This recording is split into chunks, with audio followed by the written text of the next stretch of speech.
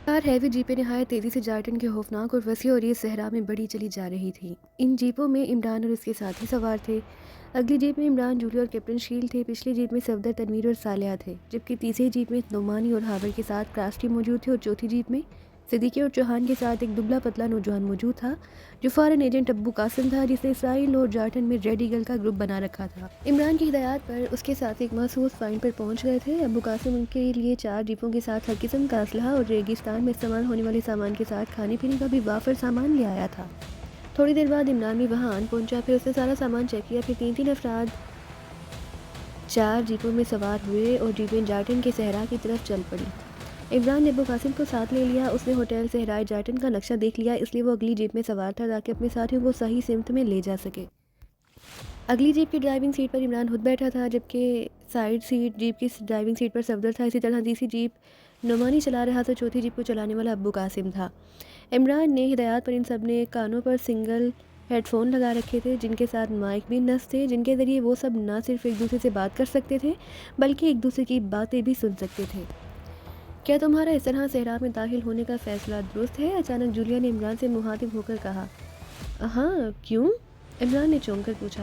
पहले तुमने प्रोग्राम बनाया था कि तुम पहले इसराइल जाओगे, वहाँ जाकर इसराइली तंजीमों को उलझाओगे ताकि हमारे लिए इसराइल में दाखिल होना मुमकिन हो सके, मगर अब तुमने हम सबको साथ ले लिया और इसमें सहरा में आ गए। तुमने हमें जो तफसील बताई, ये सहरा बेहद खौफनाक है। इसके अलावा इसराइल में हमारे मुकाबिल नई तंजीम हाक फोर्स को लाया जा रहा है, जिसका चीफ रेड हाक है, जो नहायत जो ताकत रखता है और जहानत में यकता है। वो और फिर ये कि वो एक साइंसदान भी है। उसका न सिर्फ सारे इसराइल में होल्ड है बल्कि उसने तमाम रास्तों की भी पिकटिंग कर रखी है, जहाँ से हमारे आने का अंदेशा हो। यहाँ तक कि उसका एक बड़ा ग्रुप सहराए डालमन में भी मौजूद है, जो हर तरह के असलहे से लेस होने के साथ साथ तबाकुन मशीनरी से भी लेस है। ऐसी सूरत में क्या हम आसानी से इन सहराओं को अबूर कर सकेंगे? जूलिया ने इमरान से मुखातिब होकर कहा। पहले ये बताओ, तुम रेड हाक और उसके हाक फोर्स के बारे में क्या जानती हो? इमरान ने संजीदगी से कहा। वही कुछ जो तुमने बताया है। रेड हाक और उसकी हाक फोर्स इसराइली आर्मी से कहीं ज़्यादा पावरफुल है और उसका पूरे इसराइल पर होल्ड है, जूलिया ने कहा। रेड हाक वाकई इसराइल में बेपनाह ताकत रखता है और ये भी सच है कि उसके पास इसराइली आर्मी से ज़्यादा वसाइल हैं। वो वक्त पड़ने पर इसराइल की पूरी आर्मी को हमारे मुकाबले पर ला सकता है, लेकिन वो ऐसा नहीं करेगा। इसकी वजह यह है कि वो खुद को आल इन आल समझता है। उसका ख्याल है कि जो कुछ वो कर सकता है कोई और नहीं कर सकता। और तुम्हें शायद ये मालूम नहीं कि जो खुद को सबसे ज़्यादा अक्लमंद समझता है वो असल में दुनिया का सबसे बड़ा अहमक होता है। यही हाल रेड हॉक का है। मेरा उससे पहले कभी साबका तो नहीं पढ़ा, मगर उसके बारे में तमाम मालूमात मिल चुकी हैं। वो अंधाधुंध फैसला करने का आदी है। अपना हुक्म दूसरों पर सब्त करना उसकी आदत में शामिल है। किसी की गलत या सही बात सुनना वो गवारा नहीं करता और ना वो किसी की मशवरों पर अमल करना जानता है। जहाँ तक मेरी मालूमात का ताल्लुक़ है, रेड हाक को हमेशा इस बात की हसरत ही रही कि कहीं कभी उसका और हमारा फ़ेस टू फेस मुकाबला हो। हम जितनी बार भी इसराइल में आए थे, इत्तेफाकन रेड हाक ना किसी दूसरे मिशन पर मुल्क से बाहर ही रहता था। उसका कहना है कि अगर इसराइल में मैं होता तो हम जैसे एजेंटों को वो एक इंच भी आगे बढ़ने का मौका ना देता, और हमने इसराइल में जो कामयाबियां हासिल की हैं वो सब उनकी गैर मौजूदगी की वजह से मुमकिन हुआ है, वरना हम जैसे उसके सामने परखा की भी हैसियत नहीं रखते। वो जब चाहे जहाँ चाहे हम सबको कीड़ों मकोड़ों की तरह मसल सकता है। जबकि मैंने उसकी हिस्ट्री पढ़ी है। वो साइंसदान और ज़हीन इंसान ज़रूर है और वो फॉरेन मिशंस में हमेशा कामयाबियाँ हासिल करता है, मगर इसराइल में उसने महसूस ग्रुप से हटकर जिस तरह दूसरी एजेंसियों की फ़ोर्स बना ली है, वो हमारे मुकाबले में कामयाब नहीं हो सकेगा। उसने दूसरी एजेंसियों की फ़ोर्स बनाई है जो उसकी कमज़ोरी का सबूत देती है। हम उसकी इसी कमज़ोरी का फ़ायदा उठाकर उसे शिकस्त दे सकते हैं। उसने इसराइल के आला हकाम से कई बार पाकिस्तान में हमारे खिलाफ मिशन हासिल करने की भी कोशिश की थी, मगर उसे इसकी इजाज़त ही ना दी गई, वरना हमें पाकिस्तान में ही आकर दफन कर देता। जब मुझे मालूम हुआ कि इस बार हमारे रास्ते में रेड हाक आ रहा है तो मैंने भी इसके खिलाफ खुलकर सामने आने का फ़ैसला कर लिया। मैं जानता हूँ कि हम इस वक्त हाक फोर्स की नज़रों में हैं। वो मुसलसल हम पर नज़र रखे हैं। वो फ़िलहाल हमारी निगरानी करा रहा है और जहाँ तक मेरा अंदाज़ा है वो हमारी कारकर्दगी देखना चाहता है कि हम जार्टन की खौफनाक सहरा में से कैसे गुजरेंगे। हाँ, जैसे ही हम जार्टन सहरा की आखिरी पट्टी से गुजरकर डालमन सहरा की तरफ जाएंगे तो उसके साथ ही यकीनन हरकत में आ जाएंगे। हमारे लिए जार्टन के सहरा से सिर्फ गुजरना मुश्किल है, और जब तक हम जार्टन के सहरा में मौजूद हैं रेड हाक और उसकी फ़ोर्स हमारे रास्ते में नहीं आएगी, और हमें इस बात का फ़ायदा उठाना है, इमरान ने मुसलसल बोलते हुए कहा। تم کیسے کہہ سکتے ہو کہ جارٹن کے صحرا میں ریڈ ہاک اور اس کی فورس ہمارے راستے میں حائل نہیں ہوگی؟ جولیا نے کہا، میں نے تمہیں بتایا نا کہ ہم اس وقت ہر طرح ان کی نظروں میں ہیں، وہ ہمیں سیٹلائٹ کے ذریعے مسلسل چیک کر رہے ہیں۔ اگر انہیں ہمارے خلاف کوئی ایکشن لینا ہوتا تب تک وہ ہمارے راستے میں آ چکے ہوتے، خاص طور پر جس طرح میں اپنے اصلی نام اور اپنے اصلی حلیے میں ہوں۔ انہیں میرے خلاف فوراً حرکت میں آ جانا چاہیے تھا۔ عمران نے کہا، اس کے ساتھ اسے ہوٹل کے کمرے میں لگے سپر ڈکٹا فون کے ذریعے کے بارے میں بتا دیا۔ اس نے کہا کہ جب اس کے کمرے میں سپر ڈکٹا فون لگایا جا سکتا ہے تو وہاں اسے ہلاک کرنے کا بندوبست بھی کیا جا سکتا ہے، اور اس کے لیے چند اسرائیلی ایجنٹوں کو بھی ایئرپورٹ سے ہوٹل تک اور ہوٹل سے یہاں تک مسلسل نگرانی کرتے دیکھا تھا۔ چلو مان لیا کہ جارٹن کے صحرا میں ہمارا ان سے سامنا نہیں، مگر اس صحرا کے خوفناک طوفانوں کا تم کیا کرو گے؟ سنا ہے صحرا میں اس قدر خوفناک طوفان آتے ہیں کہ وہ پہاڑ کے پہاڑ ساتھ اڑا لے جاتے ہیں۔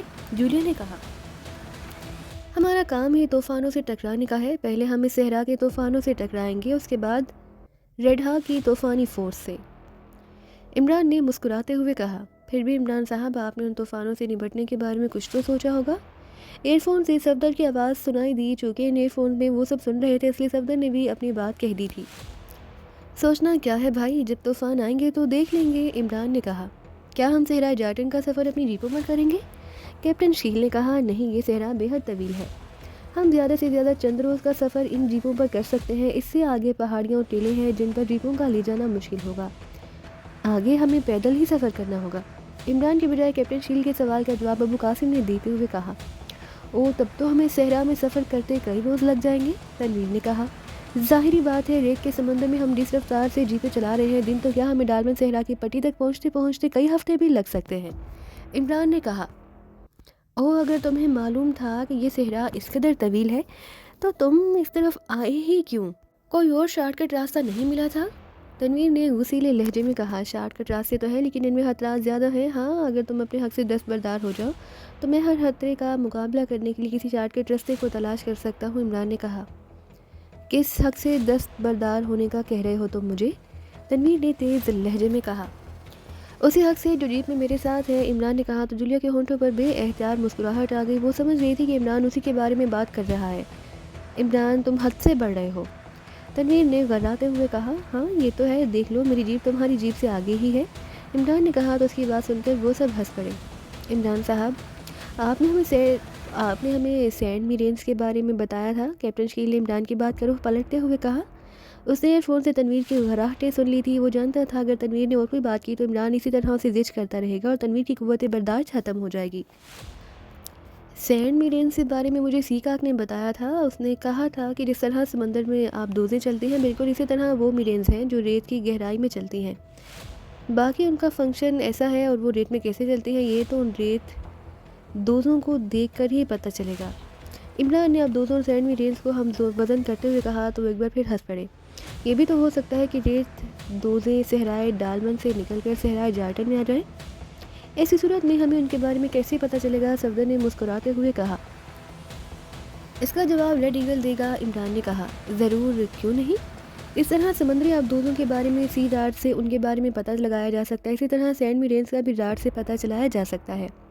ہمارے پاس ایسے ڈارٹس ہیں جو نہ صرف ہزاروں فٹ کی بلندی پر موجود طیاروں کو مارک کر سکتے ہیں بلکہ ریت کے سمندر کی گہرائی میں موجود سینڈ میرینز کا بھی پتہ چلا سکتے ہیں۔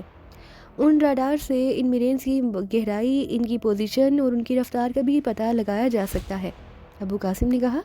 لیکن ہمیں تو ان جیپوں میں نہ کوئی راڈار نظر آ رہا ہے نہ راڈار اسکرین، صفدر نے کہا تو ابو قاسم ہنس پڑا۔ ان کاموں کے لیے عام راڈار نہیں، سیٹلائٹ راڈار کام کرتے ہیں۔ جارٹن کے سیٹلائٹ سیکشن میں میرے ساتھی موجود ہیں جو جارٹن پر نظر رکھنے کے ساتھ ساتھ ان صحراؤں پر بھی نظر رکھے ہوئے ہیں، انہیں جیسے ہی کوئی غیر معمولی بات نظر آئی وہ مجھے فوراً رپورٹ کر دیں گے، ابو قاسم نے کہا۔ اگر ایسی بات ہے تو کیا وہ سیٹلائٹ راڈار سے صحرائے ڈالمن میں موجود سینڈ میرینز کو نہیں دیکھ سکتے کہ ان کی تعداد کتنی ہے اور وہ کہاں کہاں ہے؟ میرا مطلب ہے ان کی پوزیشن کیا ہے؟ صفدر نے کہا، میرے پاس کی ساری انفارمیشن موجود ہے مادام۔ صحرائے ڈالمن میں 10 سینڈ میرینز موجود ہیں جو صحرائے ڈالمن کی سرحدی پٹی سے کچھ فاصلے پر موجود ہیں، ابو قاسم نے کہا۔ سرحدی پٹی سے تمہاری مراد جارٹن اور ڈالمن صحراؤں کی درمیانی پٹی ہے؟ صفدر نے کہا، جی ہاں، وہ ہمارے انتظار میں ہی ہیں اور ظاہر ہے انہیں ہونا بھی چاہیے، ابو قاسم نے کہا۔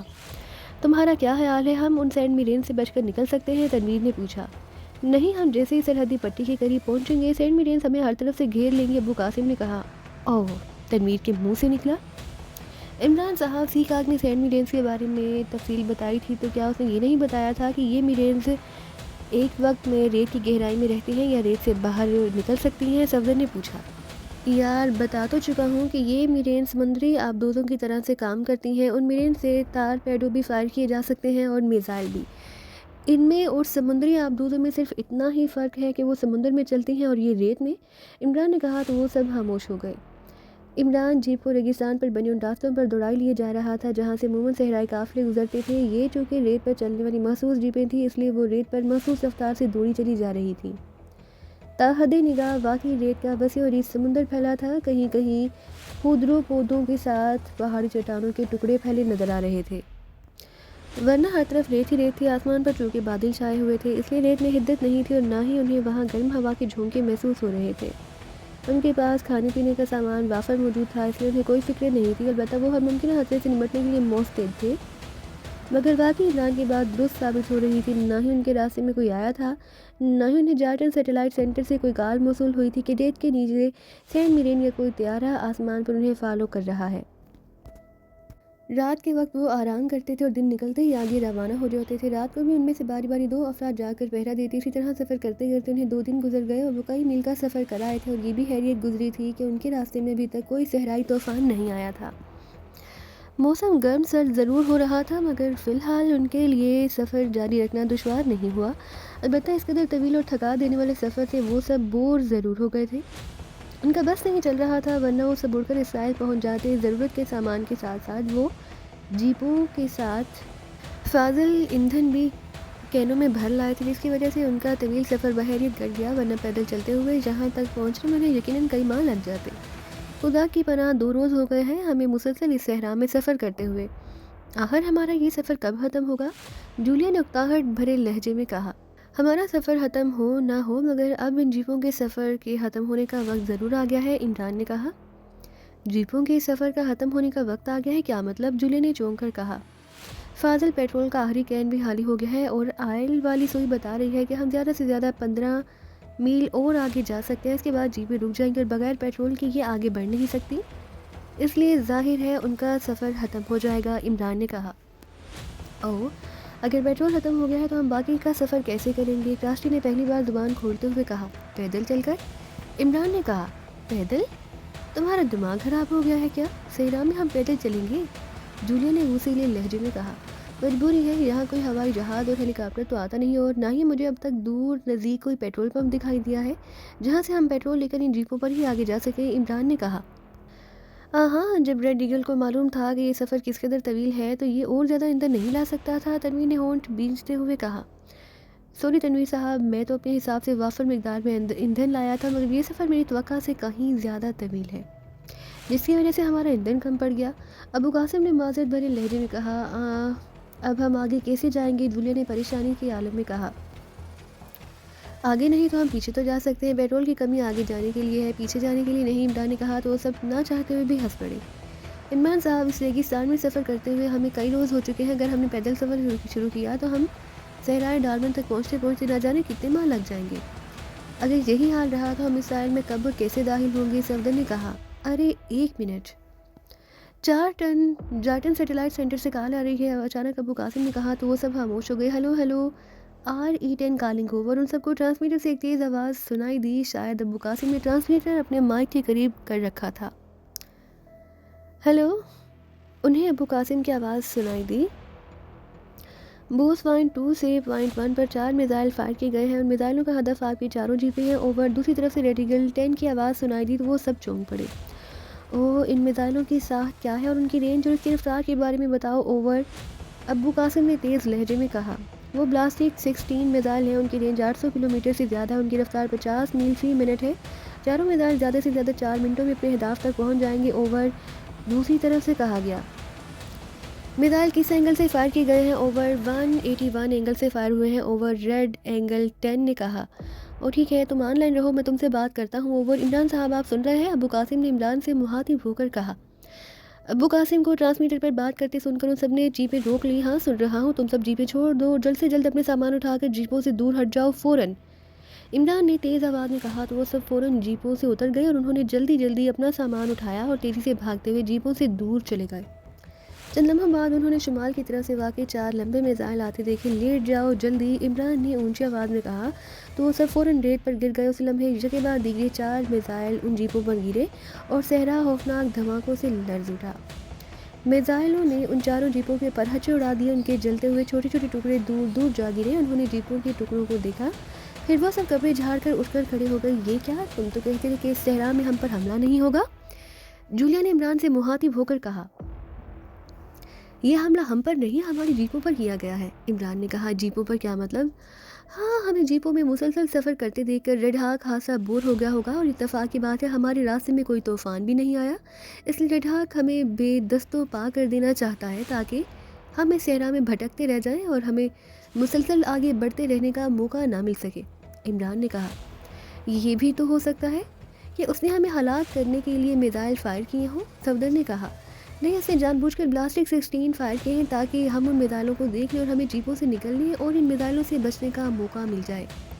اگر اس کا مقصد ہمیں ہلاک کرنا ہوتا تو وہ ہم پر بلاسٹک 1 فائر کر سکتا تھا، جو لمحوں میں یہاں پہنچ جاتے اور ہمیں جیپوں سے نکلنے کا موقع بھی نہ ملتا۔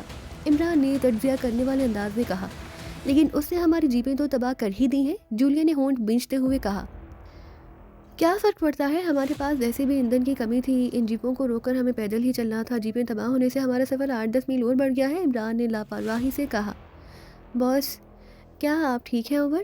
ٹرانسمیٹر پر ریڈ ایگل 10 کی آواز سنائی دی، ہاں ہم ٹھیک ہیں، تم بتاؤ کوئی اور میزائل تو فائر نہیں کیا گیا اس طرف؟ اوور۔ نہیں باس، فی الحال اور کوئی میزائل فائر نہیں ہوا۔ اوور، ریڈ ایگل نے کہا۔ سینٹ میرینز کی کیا پوزیشن ہے؟ اوور، وہ بدستور انہی اسپاٹس پر موجود ہے جہاں تھی۔ اوور، ریڈ ایگل 10 نے جواب دیتے ہوئے کہا۔ اوکے، اور کوئی بات؟ اوور، یس باس، ایسٹ سے صحرا کی طرف ایک طوفان بڑھ رہا ہے جس کی رفتار تقریباً 200 میل فی گھنٹہ ہے۔ بے پناہ اس کی طوفان کی طاقت میں بے پناہ اضافہ ہو گیا ہے۔ اگر یہی صورتحال رہی تو یہ طوفان ہارڈ اسٹارم کا دورانیہ دھار لے گا اور بہت جلد صحرائے جارٹن میں پہنچ جائے گا، جس کی رفتار میں آپ بھی آ سکتے ہیں۔ اوور، دوسری طرف سے ریڈ ایگل 10 نے کہا، اور وہ طوفان ہم سے کتنی دوری پر ہے؟ اوور، اس کا رخ ایسٹ سے ویسٹ کی طرف ہے اور یہ آپ سے 400 کلومیٹر کی دوری پر ہے۔ اگر اس کا پریشر بڑھ گیا اور اس کا یہی رفتار برقرار رہی تو یہ اگلے 2 گھنٹوں میں اس طرف پہنچ جائے گا جہاں سب موجود ہیں۔ اوور، ٹھیک ہے، تم اس طوفان پر نظر رکھو اور مجھے اس کی رپورٹ کرتے رہو۔ اگر اس کا پریشر بڑھ جائے اور اس کا رخ ہماری طرف رہا تو تم فوراً مجھے کال کر لینا۔ اوور، اوکے باس۔ اوور، ریڈ ایگل 10 نے کہا۔ Okay, over and all. کیا اس طرف کسی طوفان کے آنے کا خدشہ ہے؟ کراسٹی نے ابو قاسم سے مخاطب ہو کر کہا، جی ہاں، اس کی طرف ایک طوفان کو مارک کیا گیا ہے جس کا دباؤ مسلسل بڑھتا جا رہا ہے۔ اگر اگلے ایک گھنٹے تک اس طوفان کا دباؤ کم نہ ہوا تو یہ ہارڈ اسٹارم کا روپ دھار لے گا، اور اگر ہارڈ اسٹارم اسی طرف آ گیا تو یہ یہاں ہر طرف قیامت ڈھا دے گا۔ ابو قاسم نے کہا، اوہ، تو پھر ہمیں فوراً اس طوفان سے بچنے کے لیے کوئی انتظام کر لینا چاہیے۔ ایسا نہ ہو طوفان جہاں آ جائے اور ہم اس کے ساتھ تنکوں کی طرح سے اٹھ جائیں، کرسٹی نے کہا۔ اب تمہارا کیا کرنے کا ارادہ ہے؟ جولیا نے عمران سے پوچھا۔ میں نے کیا کرنا ہے؟ اگر ہارڈ اسٹارم اس طرف آ گیا تو سب کچھ وہی کرے گا، عمران نے کہا تو وہ سب مسکرا دیے۔ اگر ہمارے نصیب میں اب پیدل چلنا ہی لکھا ہے تو ہم یہاں رک کر کیا کریں گے؟ چلیں آگے بڑھتے ہیں، طوفان آئے گا تو اس سے بچنے کا بھی کوئی نہ کوئی انتظام کر لیں گے، صفدر نے کہا۔ یہی بہتر ہے، چلو، کیپٹن شکیل نے اس بات میں سر ہلا کر کہا تو وہ سب اپنے اپنے بیگ اٹھا کر کاندھوں پر لا دے، جن میں کھانے پینے کے سامان کے ساتھ دوسری چیزیں اور اسلحہ تھا۔ اس کے علاوہ ان کے پاس ایک لمبا سا وزنی باکس بھی تھا، اس کے دونوں سائڈوں پر کنڈے لگے تھے۔ ایک کنڈے کو ہاور، دوسرے کنڈے کو نعمانی نے پکڑ کر اس باکس کو اٹھایا اور وہ سب قطار کی صورت میں آگے بڑھنے لگے۔ ریڈ ہاک اپنے ہیڈ کوارٹر کے کنٹرول روم میں موجود تھا جہاں ہر طرف بڑی بڑی کمپیوٹرائز مشینیں چل رہی تھیں اور ان مشینوں پر وہی آپریٹر مسلسل کام کر رہے تھے۔ ریڈ ہاک ایک بڑی سی ماروتی نما مشین کے سامنے کھڑا تھا۔ اس مشین پر ایک بڑے سائز کی اسکرین روشن تھی۔ اسکرین پر ایک وسیع اور یہ صحرا پھیلا ہوا تھا۔ اسی صحرا میں 4 ہیوی جیپیں تیزی سے دوڑتی جا رہی تھی۔ مشین آپریٹر ایک ڈائل گھماتے مسلسل ان جیپوں کو فالو کر رہا تھا۔ ہاں، ان صحرائی طوفانوں کو کیا ہو گیا ہے؟ کئی روز ہو گئے ہیں اس صحرا میں معمولی دھول تک نہیں تھی، حالانکہ یہاں بڑے بڑے اور خوفناک ہارڈ اسٹارم آتے رہتے ہیں۔ میں نے تو انہیں اب تک اس لیے زندہ چھوڑ رکھا ہے تاکہ یہ خود ہی صحرائی طوفانوں کا شکار بن جائیں گے، مگر لگتا ہے ان کی قسمت اچھی ہے، اس لیے ابھی تک ان کا سامنا کسی طوفان سے نہیں ہوا۔ रेड हाक ने खुद कलामी करते हुए कहा, चीफ 16F ईस्ट की तरफ एक तूफान मौजूद है जो 91 डिग्री पर मौजूद है। उसका प्रेशर 3081 है जो मुसलसल बढ़ता जा रहा है। ऑपरेटर ने रेड हाक की तवज्जो स्क्रीन पर एक कोने की तरफ दिलाते हुए कहा जहां स्याह रंग का चक्कर घूमता हुआ दिखाई दे रहा था। वो क्या इस तूफान का हार्स्टॉर्म बनने का इम्कान है? रेड हाक ने चौंक कर पूछा। ये स्टीव, तूफान की शिद्दत बढ़ती जा रही है। अगर इस तरह इस पर 80% का भी इजाफा हो गया तो यह हार्स्टॉर्म बन जाएगा और तूफान जार्टन सहरा के साथ साथ सहरा डालमंड का भी रुख कर लेगा। ऑपरेटर ने कहा, वेरी गुड। इसका मतलब है अगर ये तूफान वेस्ट साइड की तरफ गया तो इमरान और उसके साथी नहीं बच सकेंगे। रेड हाक ने खुश होते हुए कहा, ये स्टीव, अगर ये तूफान हार्स्टॉर्म का रूप अख्तियार कर गया, उसका रुख बदल कर उनकी तरफ हो गया तो वो इस तूफान में पिंकों की तरह उड़ जाएंगी। ऑपरेटर ने इस्बात में सर हिलाकर कहा, वेदर सेक्शन कॉल करो और मालूम करो इस तूफान के बारे में, इसके हार्स्टॉर्म बनने का कितना इम्कान है और अगर ये ईस्ट से वेस्ट की तरफ जाए तो उसे वहाँ तक पहुँचने में कितना वक्त लगेगा। इसकी रफ्तार, इसकी तूफान का दौरानिया भी मालूम करो। रेड हाक ने कहा, ये स्टीव, मैं मालूम करता हूँ, ऑपरेटर ने कहा और वो मशीन से हट गया। रेड हाक इस मशीन से हटकर साइड पर मौजूद दूसरी मशीन के पास आ गया।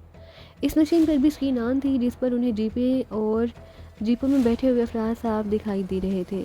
गॉड सर, रेड हाक ने मशीन ऑपरेटर से मुखातिब होकर कहा, क्या ये जीपें तुम्हारे मिसाइलों के टारगेट में हैं? नहीं चीफ, ये सहरा डालमंड से तकरीबन 30 मील दूर है। इतनी दूर मार करने के लिए मेरे पास मिसाइल नहीं, ऑपरेटर गार्सर ने कहा। हाँ, तो मुझे ये काम कमांडर होडे से ही कराना होगा।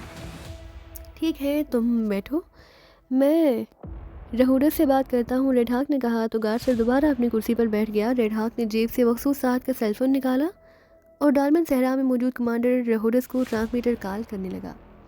Hello hello, RH calling over, red हाक ने बटन प्रेस करके तेज़ तेज़ लहजे में कहा। Yes chief, commander रहोडस attending you. दूसरी तरफ से चंद लम्हों बाद कमांडर रहोडस की आवाज़ सुनाई दी। कमांडर सहराय जार्टन में इमरान उसके साथ ही 4 जीपों में मुसलसल तुम्हारी तरफ बढ़ रहे हैं। उनका फासला सहराय डालमंड से तकरीबन 30 मील की दूरी पर है। क्या तुम उन्हें चेक कर रहे हो? रेड हाक ने कहा। यस चीफ, मैं चारों जीपों को मॉनिटर कर रहा हूँ। उनमें 12 अफराद मौजूद हैं। हर जीप में 3 अफराद सवार हैं। दूसरी तरफ से कमांडर होडस की जवाब देते हुए कहा, गुड। वो पिछले कई रोज़ से सहरा में और जिस तरह वो जीपों पर सवार हैं इससे मालूम होता है कि वो अपने साथ बेपनाह ईंधन भी लाए हैं, जबकि मैं उन्हें बेदस्तो पा देखना चाहता हूँ। मैं चाहता हूँ कि वो पैदल सहरा में भटकते फिरें, वो सहराई तूफ़ानों की जद में आ जाएं और तूफ़ान उन्हें तिनकों की तरह बखेर कर रख दें।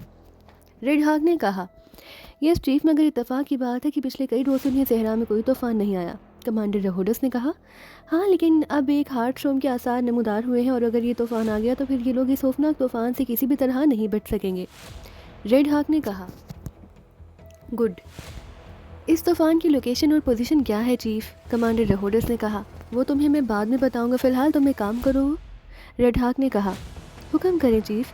कमांडर रहोडस ने मोदबाना लहजे में कहा, तुम्हारे पास ब्लास्टिक 16 मिसाइल हैं? रेड हाक ने पूछा। यस चीफ, मेरे पास ब्लास्टिक 1, 10 और 16 के साथ हर तरह के तबाहकुन मिसाइल मौजूद हैं। दूसरी तरफ से कमांडर रहोडस ने जवाब देते हुए कहा, गुड, इन जीपों पर ब्लास्टिक 16 मिसाइल फायर कर दो। रेड हाक ने कहा, ब्लास्टिक 16 चीफ, अगर आप उन्हें हलाक नहीं करना चाहते तो ब्लास्टिक 16 की बजाय उन पर ब्लास्टिक 1 मिसाइल फायर कर दिए जाएँ तो उनमें से कोई भी जिंदा नहीं बच सकेगा। कमांडर रहोडस ने कहा, नॉनसेंस, मैं तुम्हें जो कह रहा हूँ उस पर अमल करो। रेड हाक ने दहाड़ते हुए कहा, ओ यस चीफ। दूसरी तरफ से कमांडर रहोडस ने रेड हाक की दहाड़ सुनकर बुरी तरह से घबराते हुए कहा, ब्लास्टिक 16 मिसाइल उनकी नज़रों में आ जाएंगी जिसकी वजह से उन्हें जीपों से निकलने का मौका मिल जाएगा। मैं सिर्फ उनकी जीपें तबाह करना चाहता हूँ ताकि तूफ़ान से बच निकलने का उनके पास कोई ज़रिया ना रहे, समझे तुम? रेड हाक ने उसी लम्हे में कहा, यस चीफ, मैं समझ गया हूँ। कमांडर रहोडस ने बदस्तूर सहमे हुए लहजे में कहा, समझ गए हो तो जल्दी करो, उड़ा दो उनकी जीपों को। रेड हाक ने कहा। उसने दूसरी तरफ से जवाब सुने बगैर ट्रांसमीटर ऑफ कर दिया। हाँ, नॉनसेंस, हर वक्त अपनी मर्जी करने की कोशिश में लगे रहते हैं, किसी दिन मुझे उन सबका रिफ्रेशर कोर्स करना ही पड़ेगा। रेड हाक ने घबराते हुए कहा और वापस उसी मशीन की तरफ बढ़ गया जहां वो पहले मौजूद था। मशीन का ऑपरेटर वापस आ गया था। यस साइम, वेदर सेक्शन में कॉल की है? रेड हाक ने उससे पूछा। यस चीफ, वेदर सेक्शन के इंचार्ज के कहने के मुताबिक तूफान बदस्तूर शिद्दत अख्तियार करता जा रहा है और अगले 1 या 2 घंटों में यह हार्स्टॉर्म में तब्दील हो जाएगा। ये तूफान सारे जार्टन सहरा को भी अपनी लपेट में ले सकता है और सहराई डालमंड का भी रुख कर सकता है। इंचार्ज ने यह भी कहा कि जिस शिद्दत का ये तूफान है उसकी मुद्दत 10 से 12 घंटे भी हो सकती है और इसी से ज़्यादा भी। साइम ने कहा, गुड, अब मज़ा आ जाएगा। دیکھتا ہوں عمران اور اس کے ساتھ ہی اس ہارڈ اسٹون سے کیسے بچ کر نکلتے ہیں، ریڈ ہاک نے صفاقی سے مسکراتے ہوئے کہا۔ چیف، چونکہ اس طوفان کا رخ ڈالمن صحرا کی طرف بھی ہو سکتا ہے، اس لیے ویدر سیکشن کے انچارج کا کہنا ہے کہ صحرائے ڈالمن میں ہاک فورس کو فوری طور پر صحرائی پٹی سے پیچھے ہٹ جانا چاہیے، ورنہ وہ سب بھی اس خوفناک طوفان کی زد میں آ سکتے ہیں۔ صاحب نے کہا۔ او ٹھیک ہے، میں کمانڈر ریہوڈس کو پیچھے ہٹنے کا کہہ دیتا ہوں، ریڈ ہاک نے کہا۔ او یہ کیا، یہ جیپیں چھوڑ کر کہاں بھاگ رہے ہیں؟ صاحب نے اچانک اسکرین کی طرف دیکھ کر چونکتے ہوئے کہا۔ اسکرین پر عمران اور اس کے ساتھیوں کی جیپیں رکی ہوئی تھی اور وہ جیپوں سے بڑے بڑے سفری بیگ اور ایک بڑا سا باکس نکال کر جیپوں سے دور بھاگ رہے تھے۔ اچانک آسمان پر 4 لمبوتے میزائل نمودار ہوئے جن کا رخ ان جیپوں کی طرف تھا۔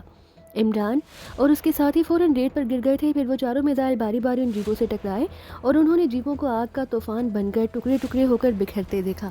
گڈ، ویری گڈ، یہ کام کیا ہے ریہوڈس نے، ریڈ ہاک نے مسرت بھرے لہجے میں کہا۔ لیکن چیف، ٹائم نے حیران ہو کر کچھ کہنا چاہا۔ خاموش رہو، میں نے ہی کمانڈر ریہوڈس کو حکم دیا تھا کہ ان کی جیپوں کو تباہ کر دے۔ اب وہ پیدل ہی اس وسیع اور ریز میں صحرا میں بھٹکتے پھریں گے اور جب یہ ہارڈ اسٹارم کی زد میں آ گئے تو ان سے کوئی بھی زندہ بچ نہیں سکے گا۔ اب ان کی ہلاکت یقینی ہے، قطعی یقینی، ریڈ ہاک نے سائم کو جھڑکتے ہوئے کہا۔ تو سائم نے سہم کر اس بات میں سر ہلا دی جیسے وہ ریڈ ہاک کی بات سمجھ گیا ہو۔ میں اپنے آفس جا رہا ہوں، طوفان جب شدت اختیار کر جائے تو ان کے قریب پہنچ جائے تو مجھے فوراً اطلاع دینا، میں خود انہیں عبرتناک موت مرتے دیکھنا چاہتا ہوں، ریڈ ہاک نے کہا۔ یس چیف، میں آپ کو اطلاع دے دوں گا، سائم نے کہا تو ریڈ ہاک اطمینان بھرے انداز میں قدم اٹھاتا ہوا کنٹرول روم سے نکلتا چلا گیا۔ رات کے آسمان پر بادل چھا رہے تھے جس کی وجہ سے دن کی روشنی میں بھی بتدریج کمی واقع ہوتی جا رہی تھی۔ اس کے ساتھ ساتھ اب وہاں تیز ہوا بھی چلنا شروع ہو گئی تھی اور ریت اڑ اڑ کر ان پر پڑ رہی تھی اور ان کے کپڑے پھڑپڑا رہے تھے۔ ریڈ ایگل ون کو جارٹن سیٹلائٹ سینٹر سے ہارڈ اسٹارم کی آمد کی اطلاع دے دی گئی تھی، لیکن عمران نے اپنا سفر موقوف نہیں کیا، وہ مسلسل اپنے ساتھیوں کے ساتھ آگے بڑھا چلا جا رہا تھا۔ عمران، طوفان بڑھتا جا رہا ہے، جولیا نے عمران سے مخاطب ہو کر کہا تو عمران رک گیا۔ اسے رکتے دیکھ کر وہ سب بھی رک گئے۔ اپنے بیگوں سے پلاسٹک سوٹ نکال کر پہن لو، عمران نے کہا۔ Plastic suit? اس سے کیا ہوگا؟ زیادہ سے زیادہ پلاسٹک سوٹ کی وجہ سے ہم پر ریت نہیں پڑے گی، مگر ہم طوفان کا مقابلہ کیسے کریں گے؟ جولیا نے کہا۔ تم سوٹ نکال کر پہنو تو صحیح، عمران نے کہا۔ ساتھ ہی اس نے کاندھوں پر سے اپنا بیگ اتار لیا، اس نے بیگ اتار کر نیچے رکھا اور اسے کھولنے لگا۔ اس نے بیگ کھول کر اس میں سے ایک گتے کا ڈبہ نکال لیا، ڈبے کو کھولا اور اس میں موجود ایک پلاسٹک کا سوٹ نکال لیا۔ یہ سوٹ بالکل ایسا تھا جیسے حالائی انسان خلا میں استعمال کرتے تھے۔ اس سوٹ کے ساتھ باقاعدہ پلاسٹک کا کنٹوپ تھا۔ عمران نے اس سوٹ کی زپ کھول کر اسے اپنے لباس پر چڑھا لیا۔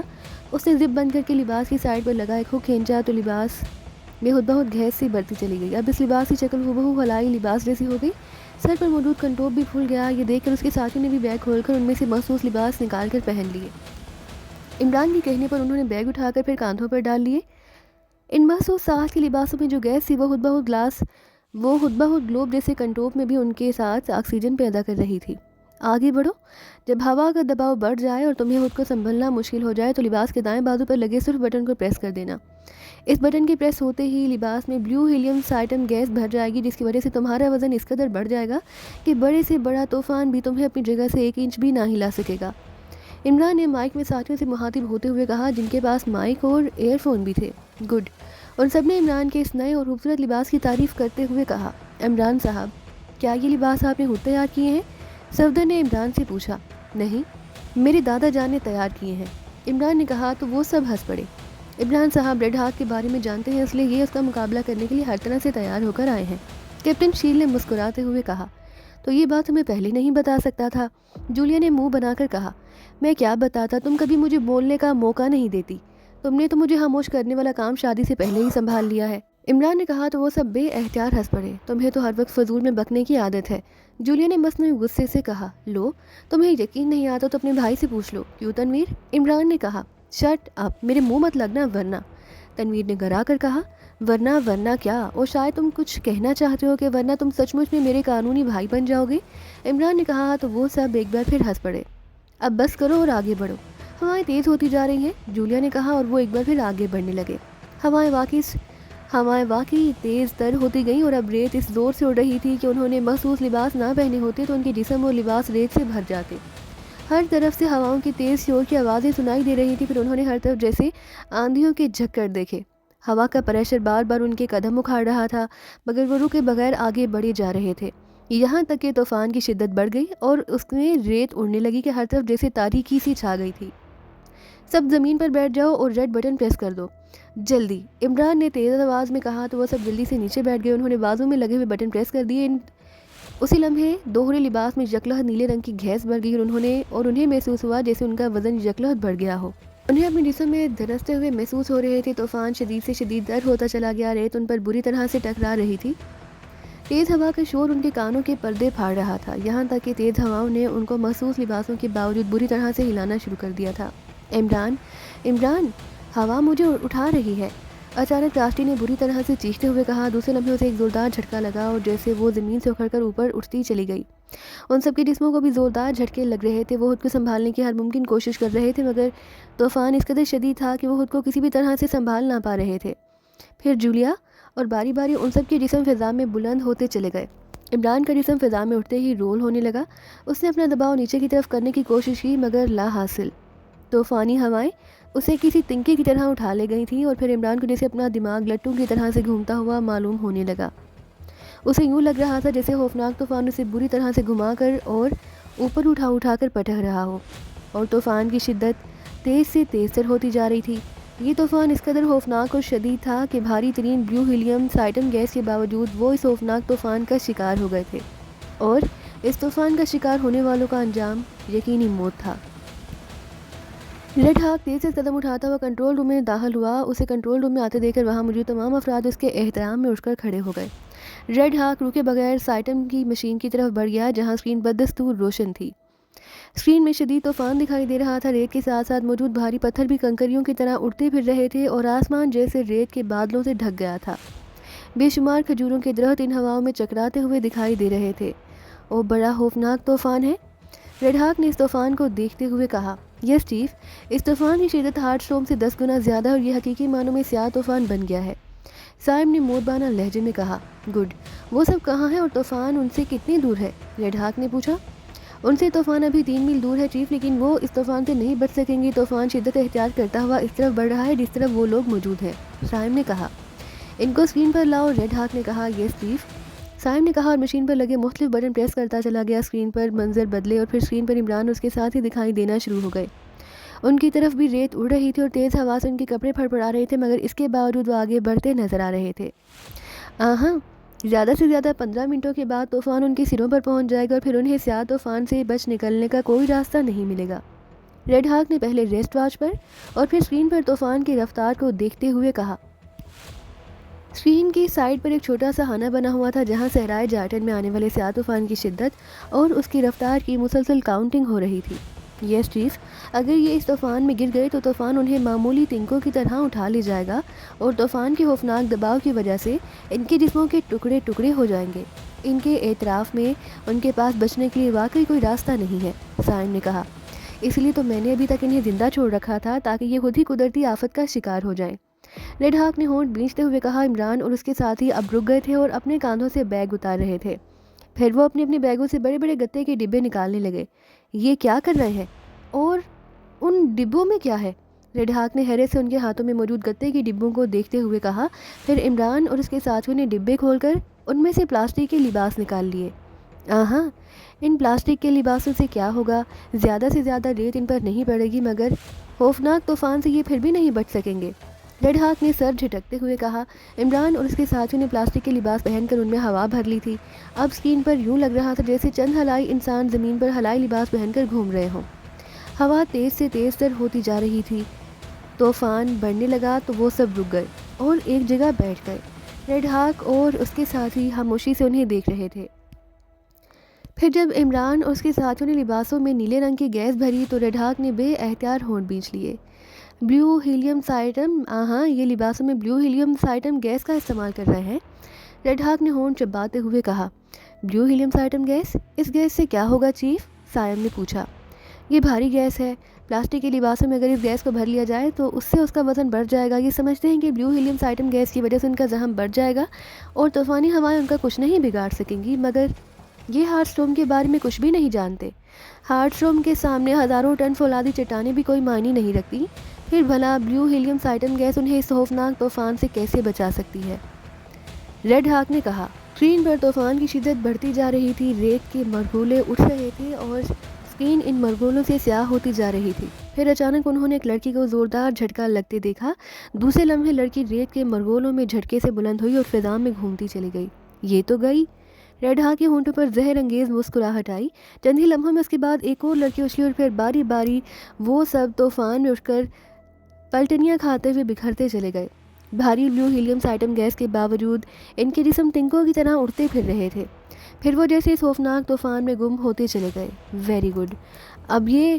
اب یہ یقینی طور پر موت کے پنجوں میں پھنس گئے ہیں۔ موت کے بھیانک پنجے ان کے ٹکڑے اڑا دیں گے۔ عمران اور اس کے ساتھیوں کا اب یہاں نام و نشان تک نہیں ملے گا، ریڈ ہاک نے اطمینان بھرے لہجے میں کہا۔ اسکرین پر اب سوائے اس طوفان کے اور کچھ دکھائی نہیں دے رہا تھا۔ عمران اور اس کے ساتھی واقعی اس خوفناک طوفان میں یوں غائب ہو گئے تھے جیسے وہاں کبھی ان کا وجود ہی نہ تھا۔ ہاں، خود کو ناقابل تصحیر سمجھنے والے حقیر تنکوں کی طرح صحرائی طوفان کا شکار ہو کر آج ہمیشہ کے لیے ختم ہو گئے ہیں، ریڈ ہاک نے صفاقی سے کہا۔ اس نے سائم کو چند ہدایات دی اور پھر اطمینان بھرے انداز میں کنٹرولر روم سے نکلتا چلا گیا۔ اس کے چہرے پر بے پناہ آسودگی تھی۔ عمران اور اس کے ساتھیوں کا بھیانک انجام اس نے اپنی آنکھوں سے دیکھ لیا تھا۔ ریڈ ہاک کو اس بات کا کوئی شک نہیں تھا کہ عمران اور اس کے ساتھی بھیانک ہارٹ اسٹروم کا شکار ہو کر زندہ بچ سکتے تھے۔ ان کی موت یقینی تھی۔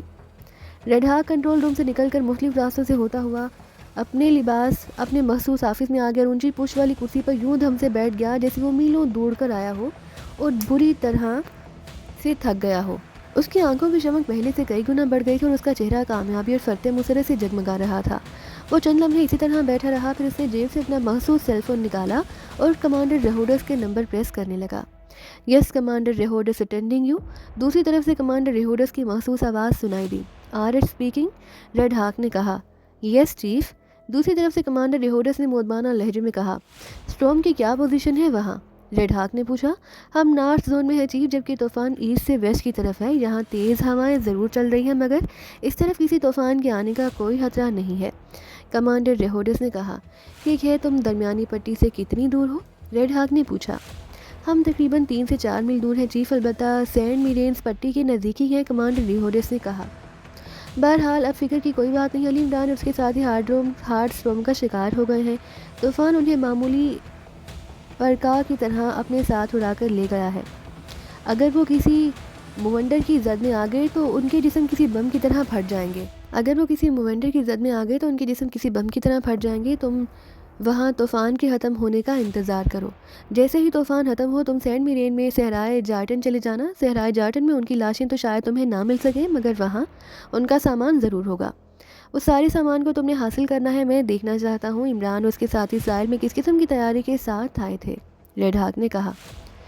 اوکے چیف، لیکن صحرائی طوفان کے جلد ختم ہونے کا تو کوئی امکان نہیں ہے، کمانڈر ریہوڈس نے کہا۔ میں جانتا ہوں، یہ ہارڈ بلیک اسٹورم ہے جو ایک بار شروع ہو جائے تو جلد ختم ہونے کا نام نہیں لیتا۔ اس کا میعاد گھنٹوں، دنوں اور کئی ہفتوں پر بھی محیط ہو سکتی ہے، ریڈ ہاک نے کہا۔ یس چیف، صحرائے جارٹن میں جس شدت کا طوفان ہے اس سے تو لگتا ہے ہمیں اس کے ختم ہونے کا کئی روز انتظار کرنا پڑے گا، کمانڈر ریہوڈس نے کہا۔ کوئی پرواہ نہیں، تم بہرحال ان کا سامان لے کر واپس آؤ گے، ریڈ ہاک نے کہا۔ اوکے چیف، جیسے آپ کا حکم، کمانڈر ریہوڈس نے کہا۔ Okay, good bye, red Hawk نے کہا۔ اس نے سیٹ آف کر دیا۔ اس نے سیل فون میز پر رکھا اور سرخ رنگ کا فون کھسکا کر اپنی طرف کر لیا۔ ریسیور اٹھا کر اس نے کان سے لگایا اور نمبر پریس کرنے لگا۔ یس، ملٹری سیکریٹری ٹو پریزیڈنٹ۔ دوسری طرف سے پریزیڈنٹ کی ملٹری سیکریٹری کی آواز سنائی دی۔ ریڈ ہاک اسپیکنگ، ریڈ ہاک نے کرخت لہجے میں کہا۔ اوہ یس سر، حکم سر۔ دوسری طرف سے ریڈ ہاک کی آواز پہچان کر ملٹری سیکریٹری نے مودبانہ لہجے میں کہا۔ میری پریزیڈنٹ سے بات کراؤ، ریڈ ہاک نے کہا۔ یس سر، 1 منٹ سر، میں بات کراتا ہوں، دوسری طرف سے ملٹری سیکریٹری نے کہا اور ریسیور میں خاموشی چھا گئی۔ یس، چند لمحوں کے بعد ریسیور میں پریزیڈنٹ کی مخصوص آواز سنائی دی۔ ڈاکٹر جان البرٹ بول رہا ہوں جناب، ریڈ ہاک نے قدرے مودبانہ لہجے میں کہا۔ یس ڈاکٹر جان البرٹ، صدر مملکت نے کہا۔ آپ کو ایک خوشخبری سنانی ہے جناب صدر، ریڈ ہاک نے کہا۔ کیسی خوشخبری؟ صدر مملکت نے اسی طرح باوقار لہجے میں کہا۔ علی عمران اپنی پوری ٹیم کے ساتھ صحرائے جارٹن میں ہارٹ اسٹروم بلکہ اسٹروم کا شکار ہو گیا ہے جناب، ریڈ ہاک نے کہا تو دوسری طرف چند لمحوں کے لیے جیسے خاموشی چھا گئی۔ عمران اپنی ٹیم کے ساتھ ہارڈ بلیک اسٹروم کا شکار ہو گیا ہے؟ میں سمجھا نہیں، وہ صحرائے جارٹن میں کیا کر رہے تھے اور آپ کیسے کہہ سکتے ہیں کہ وہ صحرائے جارٹن کے سیاہ طوفان کا شکار ہو گیا ہے؟ دوسری طرف سے صدر مملکت نے حیرت بھرے لہجے میں کہا تو ریڈ ہاک نے انہیں ساری تفصیل بتا دی۔ یہ آپ کیا کہہ رہے ہیں ڈاکٹر؟ آپ نے عمران اور اس کے ساتھیوں کو اس قدر چانس کیوں دیے؟ جب عمران آپ کے ساتھیوں کی نظروں میں تھا یا پھر جب وہ ایک ساتھ صحرائے جارٹن میں داخل ہوئے تو آپ نے ان پر ڈیزرٹ کمانڈو سے حملہ کیوں نہیں کرایا؟ دوسری طرف سے صدر مملکت نے ساری تفصیل سن کر غصیلے لہجے میں کہا، سر، مجھے ہارٹ اسٹروم کے آنے کی اطلاع مل چکی تھی اور خوفناک طوفان میں ڈیزرٹ کمانڈوز کو صحرائے جارٹن میں کیوں بھیج سکتا تھا؟ ریڈ ہاک نے فوراً کہا، ہاں، آپ کے پاس سینڈ میرینز ہیں کہ آپ انہیں لے جا کر صحرائے جارٹن نہیں جا سکتے تھے؟ صدر مملکت نے کہا، لیکن سر، اس کی کیا ضرورت ہے؟ جب صحرائے جارٹن میں ہارٹ اسٹروم آنے کی اطلاع تھی تو ہمیں ان پر حملہ کرنے کی کیا ضرورت تھی؟ اور میں آپ کو تفصیل بتا چکا ہوں کہ صحرائے جارٹن میں انتہائی طاقتور اور خوفناک ہارڈ بلیک اسٹروم آیا ہے۔ اس طوفان میں عمران اور اس کے ساتھیوں کو میں نے پرکھا کی طرح اڑتے دیکھا ہے۔ اس طوفان میں بلیک موونڈرز بھی ہیں جن میں پھنس کر عمران اور اس کے ساتھیوں کے ٹکڑے ٹکڑے ہو جائیں گے، بلکہ اب تک تو ان کا نام و نشان تک اس طوفان میں مٹ گیا ہوگا۔ ریڈ ہاک نے کہا، ڈاکٹر، لگتا ہے آپ عمران اور پاکیزہ سیکرٹ سروس کے بارے میں کچھ بھی نہیں جانتے۔ عمران اور اس کے ساتھیوں کے سامنے ایسے طوفان کوئی معنی نہیں رکھتے۔ ہارٹ اسٹروم جیسے طوفانوں سے ٹکرانا ان کا مشغلہ ہے۔ آپ کا کیا خیال ہے عمران اس صحرائی طوفانوں کے بارے میں کچھ نہیں جانتا ہوگا؟ اور جب طوفان نہ رہا ہوگا تو اس سے بچنے کے لیے کوئی اقدام نہیں کرے گا؟ وہ لوگ مافوق الفطرت انسان ہیں۔ انہوں نے جان بوجھ کر ایسا راستہ منتخب کیا تاکہ ہم یہ یقین کر لیں کہ وہ اور اس کے ساتھ ہی خوفناک طوفان میں پھنس کر ہمیشہ کے لیے ختم ہو گئے ہیں، جبکہ ایسا ہرگز نہیں ہوا۔ ان صحراؤں میں ایک ہارٹ اسٹروم تو کیا، 10 ہارٹ اسٹروم بھی آ جائیں تب بھی ان کے قدم نہیں اکھڑ سکیں گے۔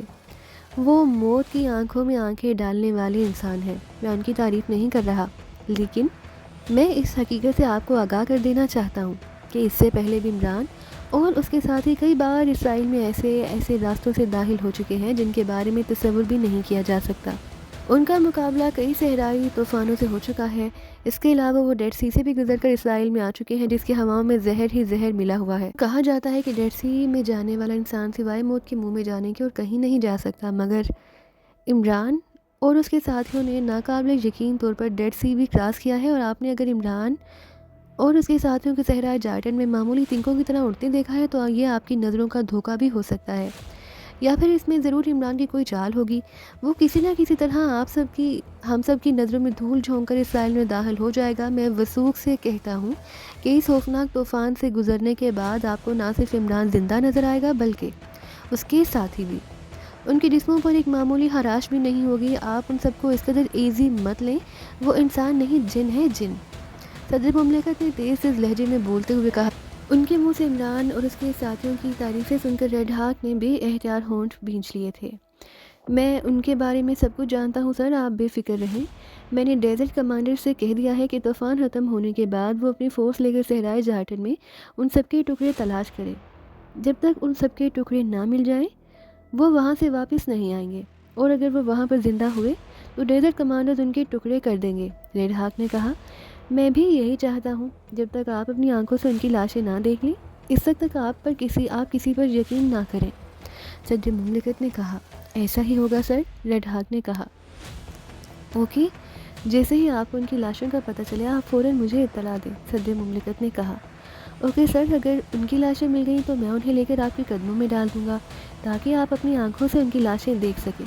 ریڈ ہاک نے کہا، ارے نہیں، ان کی لاشوں کو بھی آپ اسرائیل میں لانے کے بارے میں کبھی مت سوچنا۔ آپ کو نہیں معلوم وہ مر کر بھی زندہ ہو جانے والے انسان ہیں۔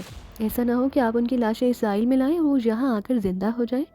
میں عمران اور اس کے ساتھیوں کے سلسلے میں کوئی بھی رسک نہیں لینا چاہتا، بلکہ آپ ایسا کریں کہ ان کی لاشیں مل جائیں تو آپ انہیں وہاں جلا کر راکھ کر دیں تاکہ ان کی لاشوں کی بھوت بھرنے کا امکان بھی نہ رہے۔ صدر مملکت نے کہا، اور صدر مملکت کی یہ بات سن کر ریڈ ہاک کا چہرہ غصے سے سیاہ ہو گیا۔ اسرائیلی صدر عمران اور اس کے ساتھیوں سے اس حد تک خائف ہو سکتا ہے، یہ جان کو سے واقعی بے حد غصہ آ رہا تھا۔ یس سر، ٹھیک ہے سر، میں ان کی لاشوں کو جلا دوں گا۔ ریڈ ہاک نے غصے سے ہونٹ بھینچتے ہوئے کہا، okay, wish you good luck. صدر مملکت نے کہا، okay sir, thank you sir. Red Hawk نے کہا اور اس نے سلسلہ منقطع ہونے پر ریسیور کیبل پر رکھ دیا۔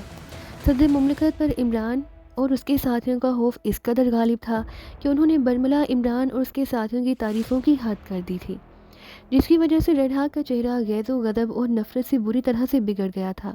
آہاں، یہ حال ہے اسرائیلی پریزیڈنٹ کا، چند ایجنٹوں سے اس طرح خوف زدہ ہو رہا ہے کہ ان کی لاشوں کو بھی اسرائیل لانے سے روک رہا ہے۔ بھلا لاشیں بھی کبھی زندہ ہو سکتی ہیں؟ عمران اور اس کے ساتھی لاکھ مفوق الفطرت صحیح مگر وہ ریڈ ہاک کی طاقتوں سے نا واقف ہے۔ اگر وہ ایک صحرائی طوفان سے بچ گئے تو کیا ہوا؟ ریڈ ہاک ان کے قدم قدم پر طوفان لے آئے گا۔ ریڈ ہاک کے خوفناک طوفانوں سے وہ بھلا کیسے بچ سکیں گے؟ اب مجھے پریزیڈنٹ پر یہ ثابت کرنا ہی ہوگا کہ مافوق الفطرت انسان عمران اور اس کے ساتھی نہیں، ریڈ ہاک ہے، صرف ریڈ ہاک۔ اگر عمران اور اس کے ساتھی زندہ ہوئے تو ریڈ ہاک ان پر ہارٹ اسٹون سے زیادہ خوفناک طوفان بن کر ٹوٹ پڑے گا، اور اس خوفناک طوفان کا وہ مقابلہ نہیں کر سکیں گے، کبھی نہیں۔ ریڈ ہاک نے غراتے ہوئے کہا تو اچانک میز پر پڑے ہوئے ایک فون کی گھنٹی بج اٹھی تو ریڈ ہاک بے احتیاط چونک پڑا۔ میز پر مختلف رنگوں میں سے سفید رنگ کے فون کی گھنٹی بج رہی تھی۔ یس، ریڈ ہاک نے حلق کے بل غراتے ہوئے کہا۔ سائم بول رہا ہوں چیف۔ دوسری طرف سے سائم کی ہکلاتی ہوئی آواز سنائی دی۔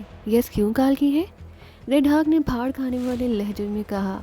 چیف، صحرائے جارٹن کا طوفان ختم ہو گیا ہے اور دوسری طرف سے سائم نے اسی لہجے میں کہا، اور کیا؟ یہ تم ہکلا کر کیوں بول رہے ہو؟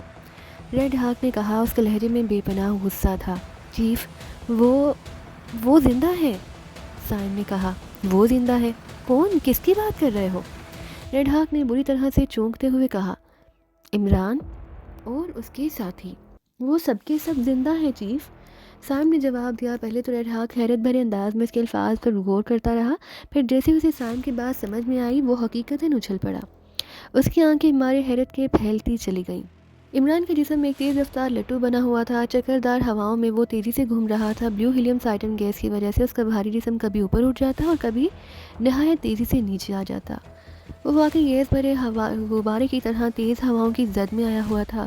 تیز رفتاری سے گھومنے کی وجہ سے اس کا دماغ بھی اس تیزی سے گھوم رہا تھا، جس کی وجہ سے اسے کچھ سوچنے سمجھنے کا موقع ہی نہیں مل رہا تھا۔ تیز ہوائیں اسے جس تیزی سے اوپر لے جاتی اسی رفتار سے نیچے لا کر پٹک دیتی۔ اس کی وجہ سے ایک لمحے کے لیے عمران کی دماغ کی چولیں تک ہل کر رہ جاتی تھی، لیکن چونکہ مخصوص گیسوں کی وجہ سے اس کا پلاسٹک کا لباس پھولا ہوا تھا، اس لیے زور سے زمین پر پٹکنے کے باوجود اسے چوٹ نہیں لگ رہی تھی۔ جیسے ہی اس کا غبارے کی طرح پھولا ہوا لباس نیچے ٹکراتا، یکلہت کسی فٹ بال کی طرح اوپر اچھل جاتا تھا۔ یہ خصوصی طور پر تیار کیا گیا تھا، پلاسٹک لباس تھا جو بلیٹ اور بم پروف تھا۔ جب اس پر گولی اور بم تک نہیں اثر کر سکتا تھا تو تیز ہوائیں بھلا اس لباس سے کیا بگاڑ سکتی تھیں؟ عمران اور اس کے ساتھیوں نے یہ مخصوص لباس نہ پہنے ہوتے تو جس طرح وہ طوفان میں چکراتے پھر رہے تھے اور پوری طاقت سے زمین سے ٹکرا رہے تھے، ان کے جسموں کے واقعی لاتعداد ٹکڑے ہو چکے ہوتے۔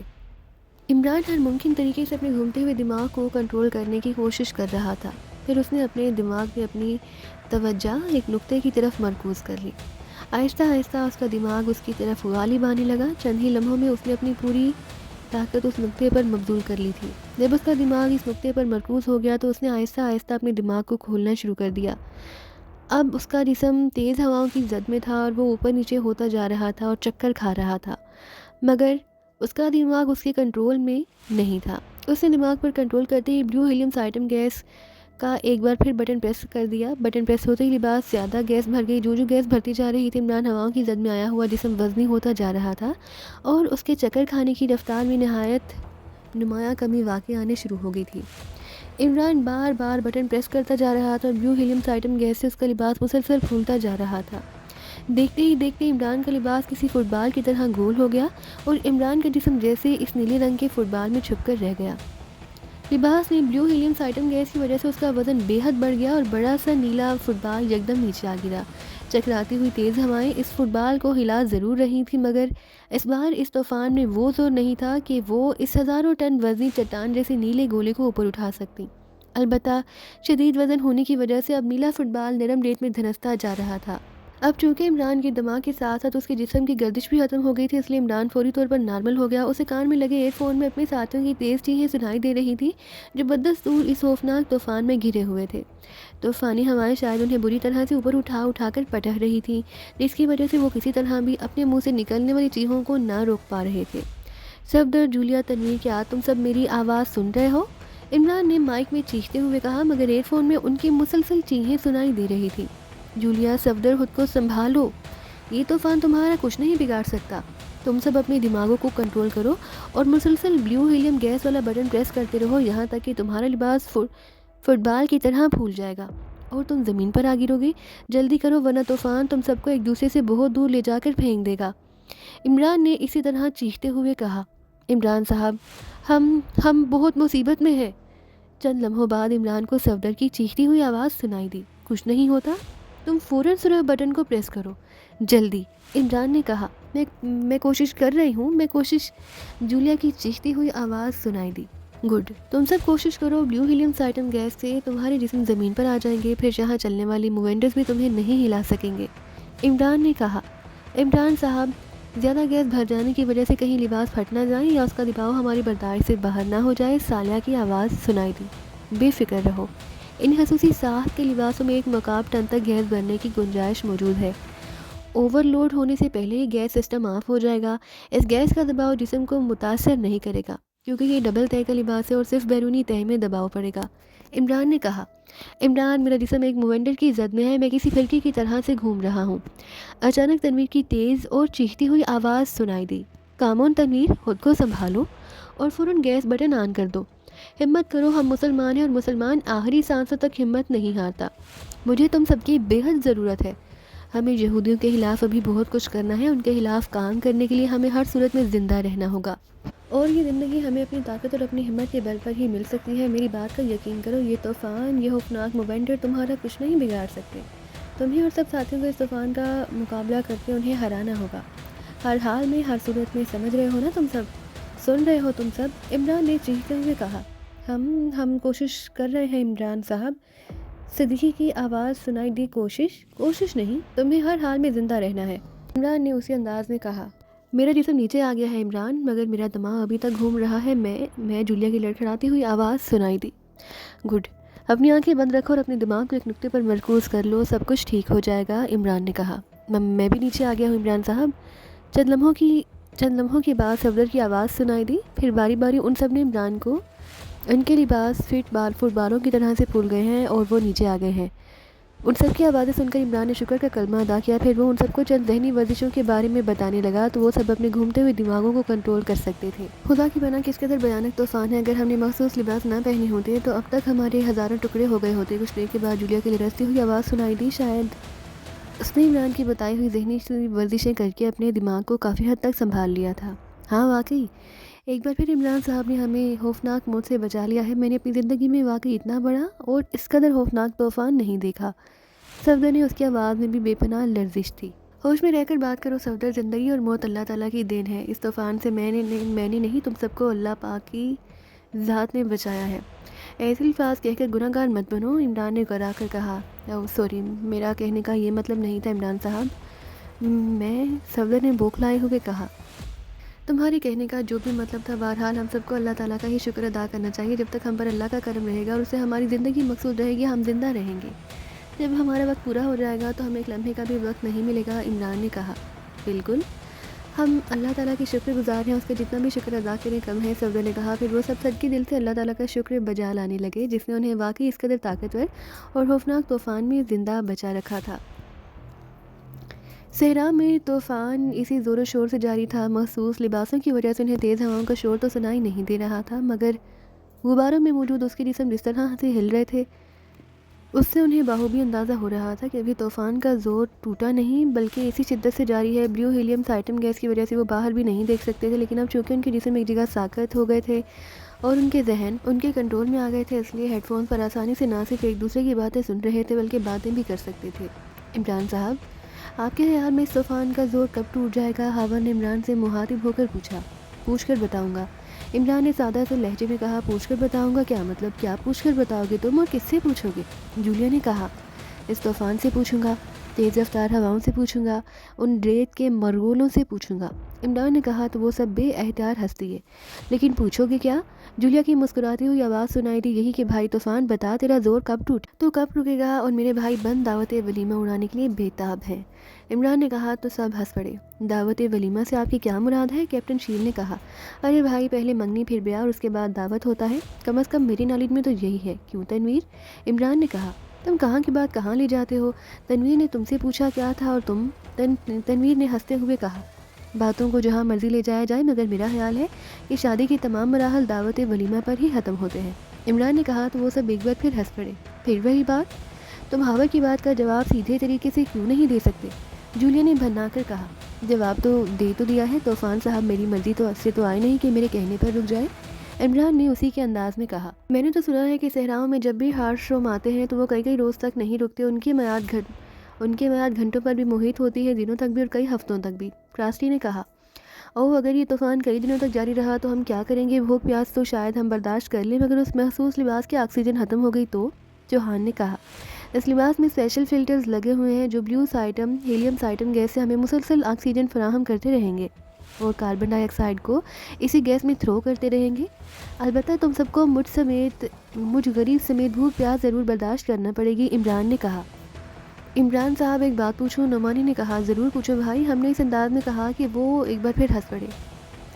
ہمارے لباسوں میں بلیو ہیلیم سائٹم گیس بھری ہے، جسم کی وجہ سے ہمیں سوائے نیلے رنگ کے اور کچھ دکھائی نہیں دے رہا۔ شاید یہ اسی لباس کی خاصیت ہے کہ ہمیں باہر کی کوئی آواز بھی سنائی نہیں دے رہی۔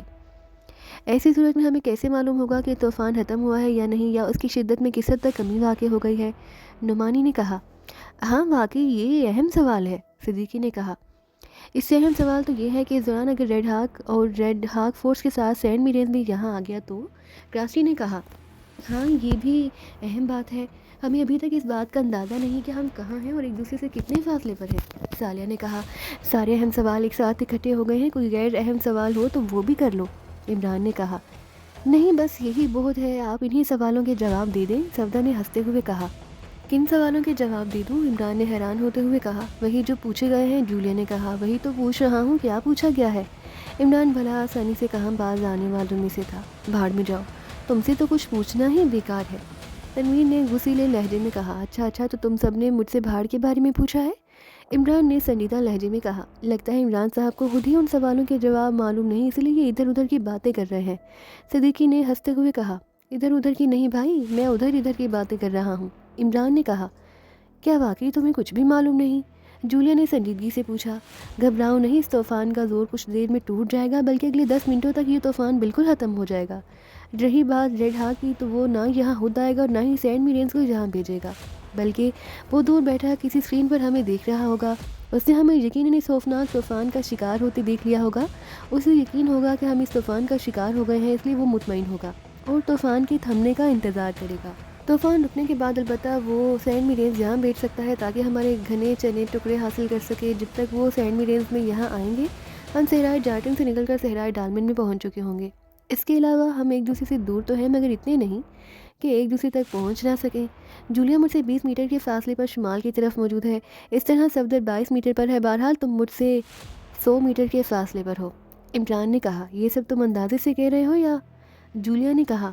بلیو ہیلیم سائٹم گیس سے گاڑھا نیلا پن آہستہ آہستہ مدھم پڑتا جا رہا ہے، جو اس بات کی نشانی ہے کہ طوفان کا زور ٹوٹ رہا ہے، اور تیز ہواؤں کے ٹکرانے سے یہ گیس ڈارک بلیو ہو جاتی ہے۔ جب تیز ہواؤں کا زور ٹوٹنے لگتا ہے تو اس کا رنگ نارمل ہو جاتا ہے، اور ہم نے جو ایئر فون اور مائک لگا رکھے ہیں ان کے سگنل صرف 100 میٹر کی رینج تک ہی کام کرتے ہیں۔ ہم سب چونکہ آسانی سے ایک دوسرے سے باتیں کر رہے ہیں، اس لیے صاف ظاہر ہے کہ ہم 100 اسی میٹر کی رینج میں ہیں، عمران نے وضاحت کرتے ہوئے کہا۔ اور تم نے یہ بھی تو کہا تھا کہ جب تک ریڈ ہاک اور اس کی ہاک فورس یہاں آئے گی ہم صحرائے ڈالمن میں ہوں گے، جبکہ ہمارے اندازے کے مطابق صحرائے ڈالمن یہاں سے اب بھی بہت دور ہے، جولیا نے کہا۔ اس بات کا جواب میں طوفان ختم ہونے کے بعد دوں گا، عمران نے کہا۔ اب کیوں نہیں؟ جولیا نے پوچھا۔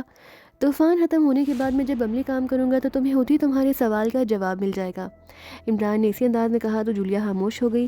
تقریباً آدھے گھنٹے بعد ان کے غباروں کی طرح پھولے ہوئے لباس میں موجود بلیو ہیلیم سائٹم گیس کا نیلا پن ختم ہو گیا۔ اب وہ باہر آسانی سے دیکھ سکتے تھے۔ اب وہاں تیز ہوائیں تو چل رہی تھیں اور ریت بھی اڑ رہی تھی، مگر اس طوفان میں شدت نہ تھی۔ عمران نے مزید آدھا گھنٹہ انتظار کیا، یہاں تک کہ ہوائیں چلنا بھی بند ہو گئیں۔ ان کے غباری نما لباس ریت میں آدھے دھنسے ہوئے تھے، مگر وہ اب ان لباسوں میں سے باہر صاف طور پر دیکھ سکتے تھے۔ صحرا کا منظر بدل رہا تھا، جہاں پہاڑی ٹیلے تھے اب وہاں اسپارٹ میدان صاف دکھائی دے رہا تھا۔ عمران نے انگلیوں کے پاس لگا ہوا ایک بٹن پریس کیا تو اس کے غباری نما لباس میں سے بلیو ہیلیم سائٹم گیس خارج ہونے لگی اور اس کا لباس تیزی سے سکڑتا چلا گیا۔ چند ہی لمحوں میں اس کے لباس میں سے ساری گیس خارج ہو گئی۔ اب لباس عمران کے جسم سے چپکا ہوا معلوم ہو رہا تھا۔ گیس نکلنے کی وجہ سے عمران کے جسم بھی ریت سے باہر آ گیا۔ ان کے لباسوں میں بلیو ہیلیم سائٹم گیس بے وزن پاؤڈر کی شکل میں پہلے سے ہی موجود تھی۔ بٹن پریس کرنے پر جب بیرونی ہوا اس پاؤڈر سے ملی تو گیس ایکٹیو ہو کر وزنی ہو گئی تھی۔ اب تم یہی رہو، میں ابھی آتا ہوں، عمران نے اپنے ساتھیوں کو ہدایات دیتے ہوئے کہا۔ اس نے کلائی پر بندی ہوئی ریسٹ واچ سے ایک بٹن پریس کیا تو اس کے ڈائل پر ایک چھوٹی سی راڈار اسکرین بن گئی جس میں ایک ریڈ ایرو اسپارک کرنے لگا۔ عمران نے واچ کے سائڈ میں مزید 2 بٹن پریس کیے تو ریڈ ایرو کلاک وائز گھومنے لگا، پھر ایک جگہ رک کر رنگ بدلنے لگا۔ عمران ایک طرف چل پڑا جس طرف ایرو کا نشان تھا۔ وہ تیز سے چلتا ہوا ایرو سے کافی دور چلا گیا، پھر تقریباً آدھے گھنٹے بعد انہوں نے عمران کو آتے واپس دیکھا۔ عمران اس لمبے باکس کو ریت پر گھسیٹتا ہوا لا رہا تھا جو وہ اپنے ساتھ لائے تھے۔ تھوڑی ہی دیر میں عمران ان کے پاس پہنچ گیا۔ عمران نے باکس نیچے رکھا اور اس کے کنڈے کھولنے لگا۔ کیا تم اس باکس کو ڈھونڈنے گئے تھے؟ جولیا نے عمران سے پوچھا۔ ہاں، عمران نے مبہم سے لہجے میں کہا۔ اس نے باکس کھولا۔ باکس میں ایک 6 فٹ لمبا میزائل موجود تھا۔ میزائل پر باقاعدہ ہولڈنگ راڈ بنے ہوئے تھے۔ عمران نے ہولڈنگ راڈ پکڑ کر میزائل کو باکس سے باہر نکالا۔ میزائل کا اگلا حصہ نوکیلا تھا جبکہ پچھلا حصہ چوڑا اور گول تھا جس کے چاروں طرف گول ہک سے لگے ہوئے تھے۔ یہ کیا ہے؟ صفدر نے پوچھا، لیکن عمران نے اس کی بات سے کوئی جواب نہیں دیا۔ عمران نے میزائل کے درمیانی حصے پر لگے ہوئے ایک بٹن کو پریس کیا تو میزائل کے درمیان میں ایک چھوٹا سا خانہ کھل گیا۔ اس خانے میں چھوٹا سا کنٹرول پینل تھا۔ عمران نے مختلف بٹن پریس کیے تو اس کنٹرول پینل کے ساتھ لگی ہوئی ایک چھوٹی سی اسکرین روشن ہو گئی جس پر کاؤنٹنگ اینگل اور سپیڈ کے ساتھ ساتھ رینج کے آپشنز موجود تھے۔ عمران نے بٹن پریس کر کے اینگل، سپیڈ اور رینج ایڈجسٹ کی اور کاؤنٹنگ مشین پر 15 منٹ کا ٹائم فکس کر دیا۔ پھر اس نے میزائل کا خانہ بند کر دیا۔ جولیا اور اس کے ساتھیوں نے عمران کے انداز میں اپنے لباسوں سے بلیو ہیلیم سائٹم گیس خارج کی۔ گیس خارج ہوتے ہی پلاسٹک کے لباس سکڑ کر ان کے جسموں سے چپک گئے اور وہ عمران کے پاس آ گئے۔ آخر تم کر کیا رہے ہو؟ جولیا نے جھلائے ہوئے لہجے میں کہا۔ میں نے کیا کرنا ہے؟ اب جو بھی کرے گا یہ پریشر میزائل ہی کرے گا۔ میں نے اس پر 15 منٹ کا ٹائم فکس کر دیا ہے۔ 15 منٹوں کے بعد جو آٹومیٹک طریقے سے فائر ہو جائے گا اور بجلی کی تیزی سے اڑتا ہوا صحرائے ڈالمن میں پہنچ جائے گا۔ میں اس میزائل کے ساتھ چپک جاؤں گا اور اس کے ساتھ ہی صحرائے ڈالمن میں پہنچ جاؤں گا۔ عمران نے کہا۔ کیا یہ میزائل بلاسٹ نہیں؟ سالیہ نے چونک کر کہا۔ نہیں، اس میزائل میں بلاسٹنگ میٹیریل نہیں، یہ صرف پریشر میزائل ہے، عمران نے کہا۔ لیکن اس میزائل کے ساتھ جب آپ وہاں گریں گے تو آپ کو کوئی نقصان نہیں پہنچے گا؟ ریڈ ایگل نے پوچھا۔ نہیں، میں لباس میں بلیو ہیلیم سائٹم گیس بھر لوں گا اور میزائلوں کے حکوں کے ساتھ لباس کے حک لگا لوں گا۔ پھولے ہوئے لباس کی وجہ سے صحرا میں ریت پر گرے یا سنگلاس چٹانوں پر خراش تک نہیں آئے گی، عمران نے کہا۔ اگر تم اس طریقے سے صحرائے ڈالمن میں جانا چاہتے تھے تو تم نے اس کا انتظام پہلے کیوں نہیں کیا؟ ہاں ہم نے اتنا سفر اور طوفان کی زد میں آ کر پٹہنیاں کھاتے رہے، جولیا نے غصیلے لہجے میں کہا۔ اس میزائل کی رینج 30 سے 40 میل ہے۔ میں زیادہ سے زیادہ آگے جانا چاہتا تھا تاکہ جب اس میزائل کا استعمال کیا جائے تو اس میں ہم صحرائے ڈالمن کو بھی عبور کر جائیں، مگر اس طوفان نے ہمیں خاصا دور لا پھینکا ہے۔ بہرحال اب بھی یہ میزائل مجھے صحرائے ڈالمن میں اس حد تک تو پہنچا دے گا کہ میں جلد سے جلد صحرائے ڈالمن سے نکل جاؤں، عمران نے کہا تو ان سب نے سمجھ جانے والے انداز میں سر ہلا دیے۔ عمران نے لباس میں لگے حکم کو میزائل کے حکم سے لگایا اور پھر میزائل سے چپک گئے، اور پھر اس نے ایک بار پھر لباس پر لگا بٹن پریس کرنا شروع کر دیا جس سے لباس میں بلیو ہیلیم سائٹم گیس بھرتی چلی گئی۔ تھوڑی دیر میں اس کا لباس ایک بار پھر پھول کر غبارہ بن گیا۔ عمران کے کہنے پر وہ سب میزائل سے پیچھے ہٹتے چلے گئے۔ پھر ٹھیک 15 منٹوں کے بعد پریشر میزائل کی پشت سے آگ کا طوفان سے نکلا اور میزائل اچانک فضا میں بلند ہوتا چلا گیا۔ عمران نے اس میزائل کو اس کے باکس کی ٹیک لگا کر ریت پر عمودی انداز میں رکھا تھا۔ میزائل عمودی انداز میں ہی فضا میں بلند ہوا تھا۔ عمران چونکہ میزائل کے ساتھ چپکا ہوا تھا اس لیے وہ بھی اس میزائل کے ساتھ تیزی سے فضا میں بلند ہوتا چلا گیا۔ کمانڈر ٹھوٹے میں 200 ڈیزرٹ کمانڈوز کے ساتھ صحرائے ڈالمن میں موجود تھا۔ صحرا میں وہ اپنے ساتھ ریت پر بھاگنے والے ہیوی جیپوں کے ساتھ 2 جنگی ہیلی کاپٹر بھی لے آیا تھا۔ ڈیزرٹ کمانڈوز ہاک فورس کی مخصوص وردیوں میں ملبوس تھے اور ہر طرح کے اسلحے سے لیس تھے۔ صحرا میں 10 سینڈ میرینز بھی تھی جن کی شکل اور ہیئت بالکل سمندر میں چلنے والی آبدوزوں جیسی تھی۔ فرق صرف اتنا تھا کہ آبدوزیں پانی میں مخصوص پنکھوں کے پریشر سے چلتی تھی، جبکہ ان میرینز میں ربڑ کی بڑی بڑی گراریاں لگی ہوئی تھی جو ان میرینز کو ریت کے اندر بھی لے جاتی تھیں اور لے بھی آتی تھی۔ اسی طرح یہ گراریاں ان میرینز کو ریت کی گہرائی میں آگے چلنے میں مدد بھی دیتی تھیں۔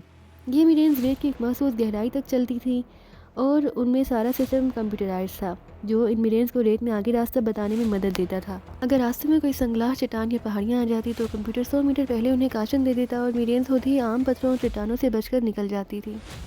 کمانڈر ریہورس نے 9 میرینز کو صحرا کی درمیانی پٹی کے قریب بھیج رکھا تھا، جبکہ ایک میرین ان کے پاس ریت سے باہر موجود تھی جس کے قریب مسلح افراد باقاعدہ پہرا دے رہے تھے۔ انہوں نے صحرا میں جس جگہ پڑاؤ ڈال رکھا تھا وہاں انہوں نے چھوٹے چھوٹے عارضی کیمپ لگا لیے تھے۔ کمانڈر ریہورس ان کیمپوں سے فاصلے پر فولڈنگ چیئر پر بیٹھا ہوا تھا۔ اس کے سامنے ایک فولڈنگ میز تھی جس پر کافی کے 2 مگ پڑے تھے اور میز کی دوسری طرف اس کا نمبر 2 بیٹھا تھا جو میجر جاگور کہلاتا تھا۔ میز پر موبائل سیٹ جیسے ٹرانسمیٹر کے ساتھ طاقتور ٹیلیسکوپ بھی موجود تھے، جن میں سے وہ وقفے وقفے سے اس طرف دیکھ رہے تھے جس طرف صحرائے جارٹن تھا۔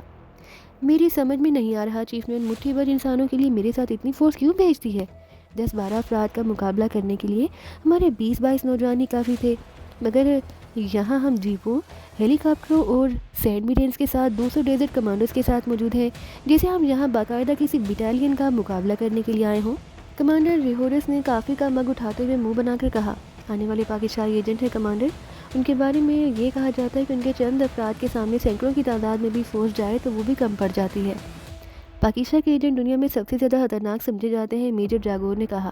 ہاں، یہ سب کہنے کی باتیں ہیں، وہ طاقتور ہوں یا خطرناک ہوں، ہیں تو انسان۔ اگر وہ اس طرف جائیں گے تو کیا وہ ہمارا اور ہمارے اسلحے کا مقابلہ کر سکیں گے؟ کمانڈر ریہورس نے کہا۔ نہیں کمانڈر، ہماری فورس کا مقابلہ کرنا ان کے لیے ناممکن ہوگا، میجر جاگور نے کہا۔ تو پھر؟ کمانڈر ریہورس نے ہنکارا بھر کر کہا۔ آپ کا کیا خیال ہے کمانڈر، کیا وہ صحرائے جارٹن میں آنے والے ہارڈ اسٹارم سے بچ جائیں گے؟ میجر جاگور نے پوچھا۔ ناممکن سی بات ہے، چیف نے مجھے کال کر کے بتایا تھا کہ انہوں نے خود کو طوفان سے بچانے کے لیے پلاسٹک کے مخصوص لباسوں میں پیک کر لیا تھا، اور ان لباسوں کو وزنی بنانے کے لیے انہوں نے لباسوں میں بلیو ہیلیم آئٹم گیس بھر لی تھی، لیکن اس کے باوجود طوفانی ہوائیں انہیں اٹھا کر لے گئی تھیں۔ صحرائے جارٹن میں خوفناک موونڈر بھی آ رہے ہیں، اور اگر وہ ان موونڈرز کی زد میں آ گئی تو وہ ان مخصوص لباسوں کے باوجود ٹکڑے ٹکڑے ہو جائیں گے، کمانڈر ریہورس نے کہا۔ تو پھر ہمارا یہاں رکنے کا کیا جواز باقی رہ جاتا ہے، میجر جاگور نے کہا۔ چیف نے کہا کہ وہ لوگ اپنے ساتھ کچھ مخصوص سامان لا رہے تھے، طوفان رکنے کے بعد ہمیں صحرائے جارٹن میں جانا ہے، وہاں جا کر ان کا سامان تلاش کرنا ہے، کمانڈر ریہورس نے کہا۔ یہ کام تو وہاں جا کر سینڈ میرینز آسانی سے کر لیں گی، ان کا سامان جہاں ہوگا سینڈ میرینز کے راڈار انہیں آسانی سے چیک کر لیں گے، میجر جاگور نے کہا۔ ہاں، کمانڈر راہورس نے اسبات میں سر ہلا کر کہا۔ اس سے پہلے کہ وہ مزید بات کرتے اچانک انہیں تیز شور کی آواز سنائی دی۔ شور کی آواز سن کر وہ دونوں چونک پڑے۔ یہ شور کیسا ہے؟ کمانڈر ریہورس نے تیز لہجے میں کہا۔ اسی لمحے کیمپ سے ایک آدمی دوڑتا ہوا اس طرف آیا۔ کمانڈر، صحرائے جارٹن سے ایک میزائل اس طرف آ رہا ہے، اس نے دور سے ہی چیختے ہوئے کہا تو کمانڈر ریہورس اور میجر جاگور یکلات اچھل کر کھڑے ہو گئے۔ میزائل؟ کمانڈر ریہورس کے منہ سے نکلا۔ اس نے میز پر پڑی ہوئی ٹیلیسکوپ آنکھوں سے لگائی اور فوراً صحرائے جارٹن کی طرف غور سے دیکھنے لگا۔ دوسرے لمحے اسے آسمان پر ایک اگلتا ہوا میزائل دکھائی دے گیا۔ اس میزائل کو دیکھتے ہوئے بری طرح سے چونک پڑا۔ میزائل کافی بلندی پر تھا اور اس کی رفتار اور بلندی سے صاف اندازہ ہو رہا تھا کہ وہ ان کے ایریے سے دور جا کر گرے گا، مگر کمانڈر ریہورس جو چیز دیکھ کر وہ چونکا تھا وہ میزائل کے ساتھ ایک ہلکے رنگ کا ایک ہلکا سا غبارہ بندھا تھا، جس میں اسے ایک انسانی ہیبلا صاف دکھائی دے رہا تھا۔ یہ کیا ہے؟ کمانڈر ریہورس نے اس میزائل اور غبارہ کو دیکھتے ہوئے حیرت سے کہا۔ میجر جاگور نے بھی دوربین آنکھوں سے لگا لی اور وہ بھی حیرانی سے میزائل اور میزائل کے ساتھ غبارے کو دیکھ رہا تھا۔ غبارے میں موجود انسانی ہیبلا انہیں صاف دکھائی دے رہا تھا۔ شور کی آواز اس میزائل سے نکلنے والی ہیبلے کی وجہ سے پیدا ہوئی، جو اتنی دور سے انہیں صاف سنائی دے رہی تھی، جیسے آسمان پر بے شمار جیٹ جہاز پرواز کر رہے ہوں۔ میزائل دیکھتے ہی دیکھتے اس غبارے کو لیے ہوئے ان کے سروں سے پرواز کرتا ہوا ان کی نگاہوں سے اوجھل ہو گیا۔ یہ کیسا میزائل تھا اور اس کے ساتھ غبارہ؟ کمانڈر ریہورس نے ٹیلیسکوپ آنکھوں سے ہٹاتے ہوئے حیرت بھرے لہجے میں کہا۔ اسی اثنا میں کیمپ سے آنے والا نوجوان ان کے پاس آ گیا تھا۔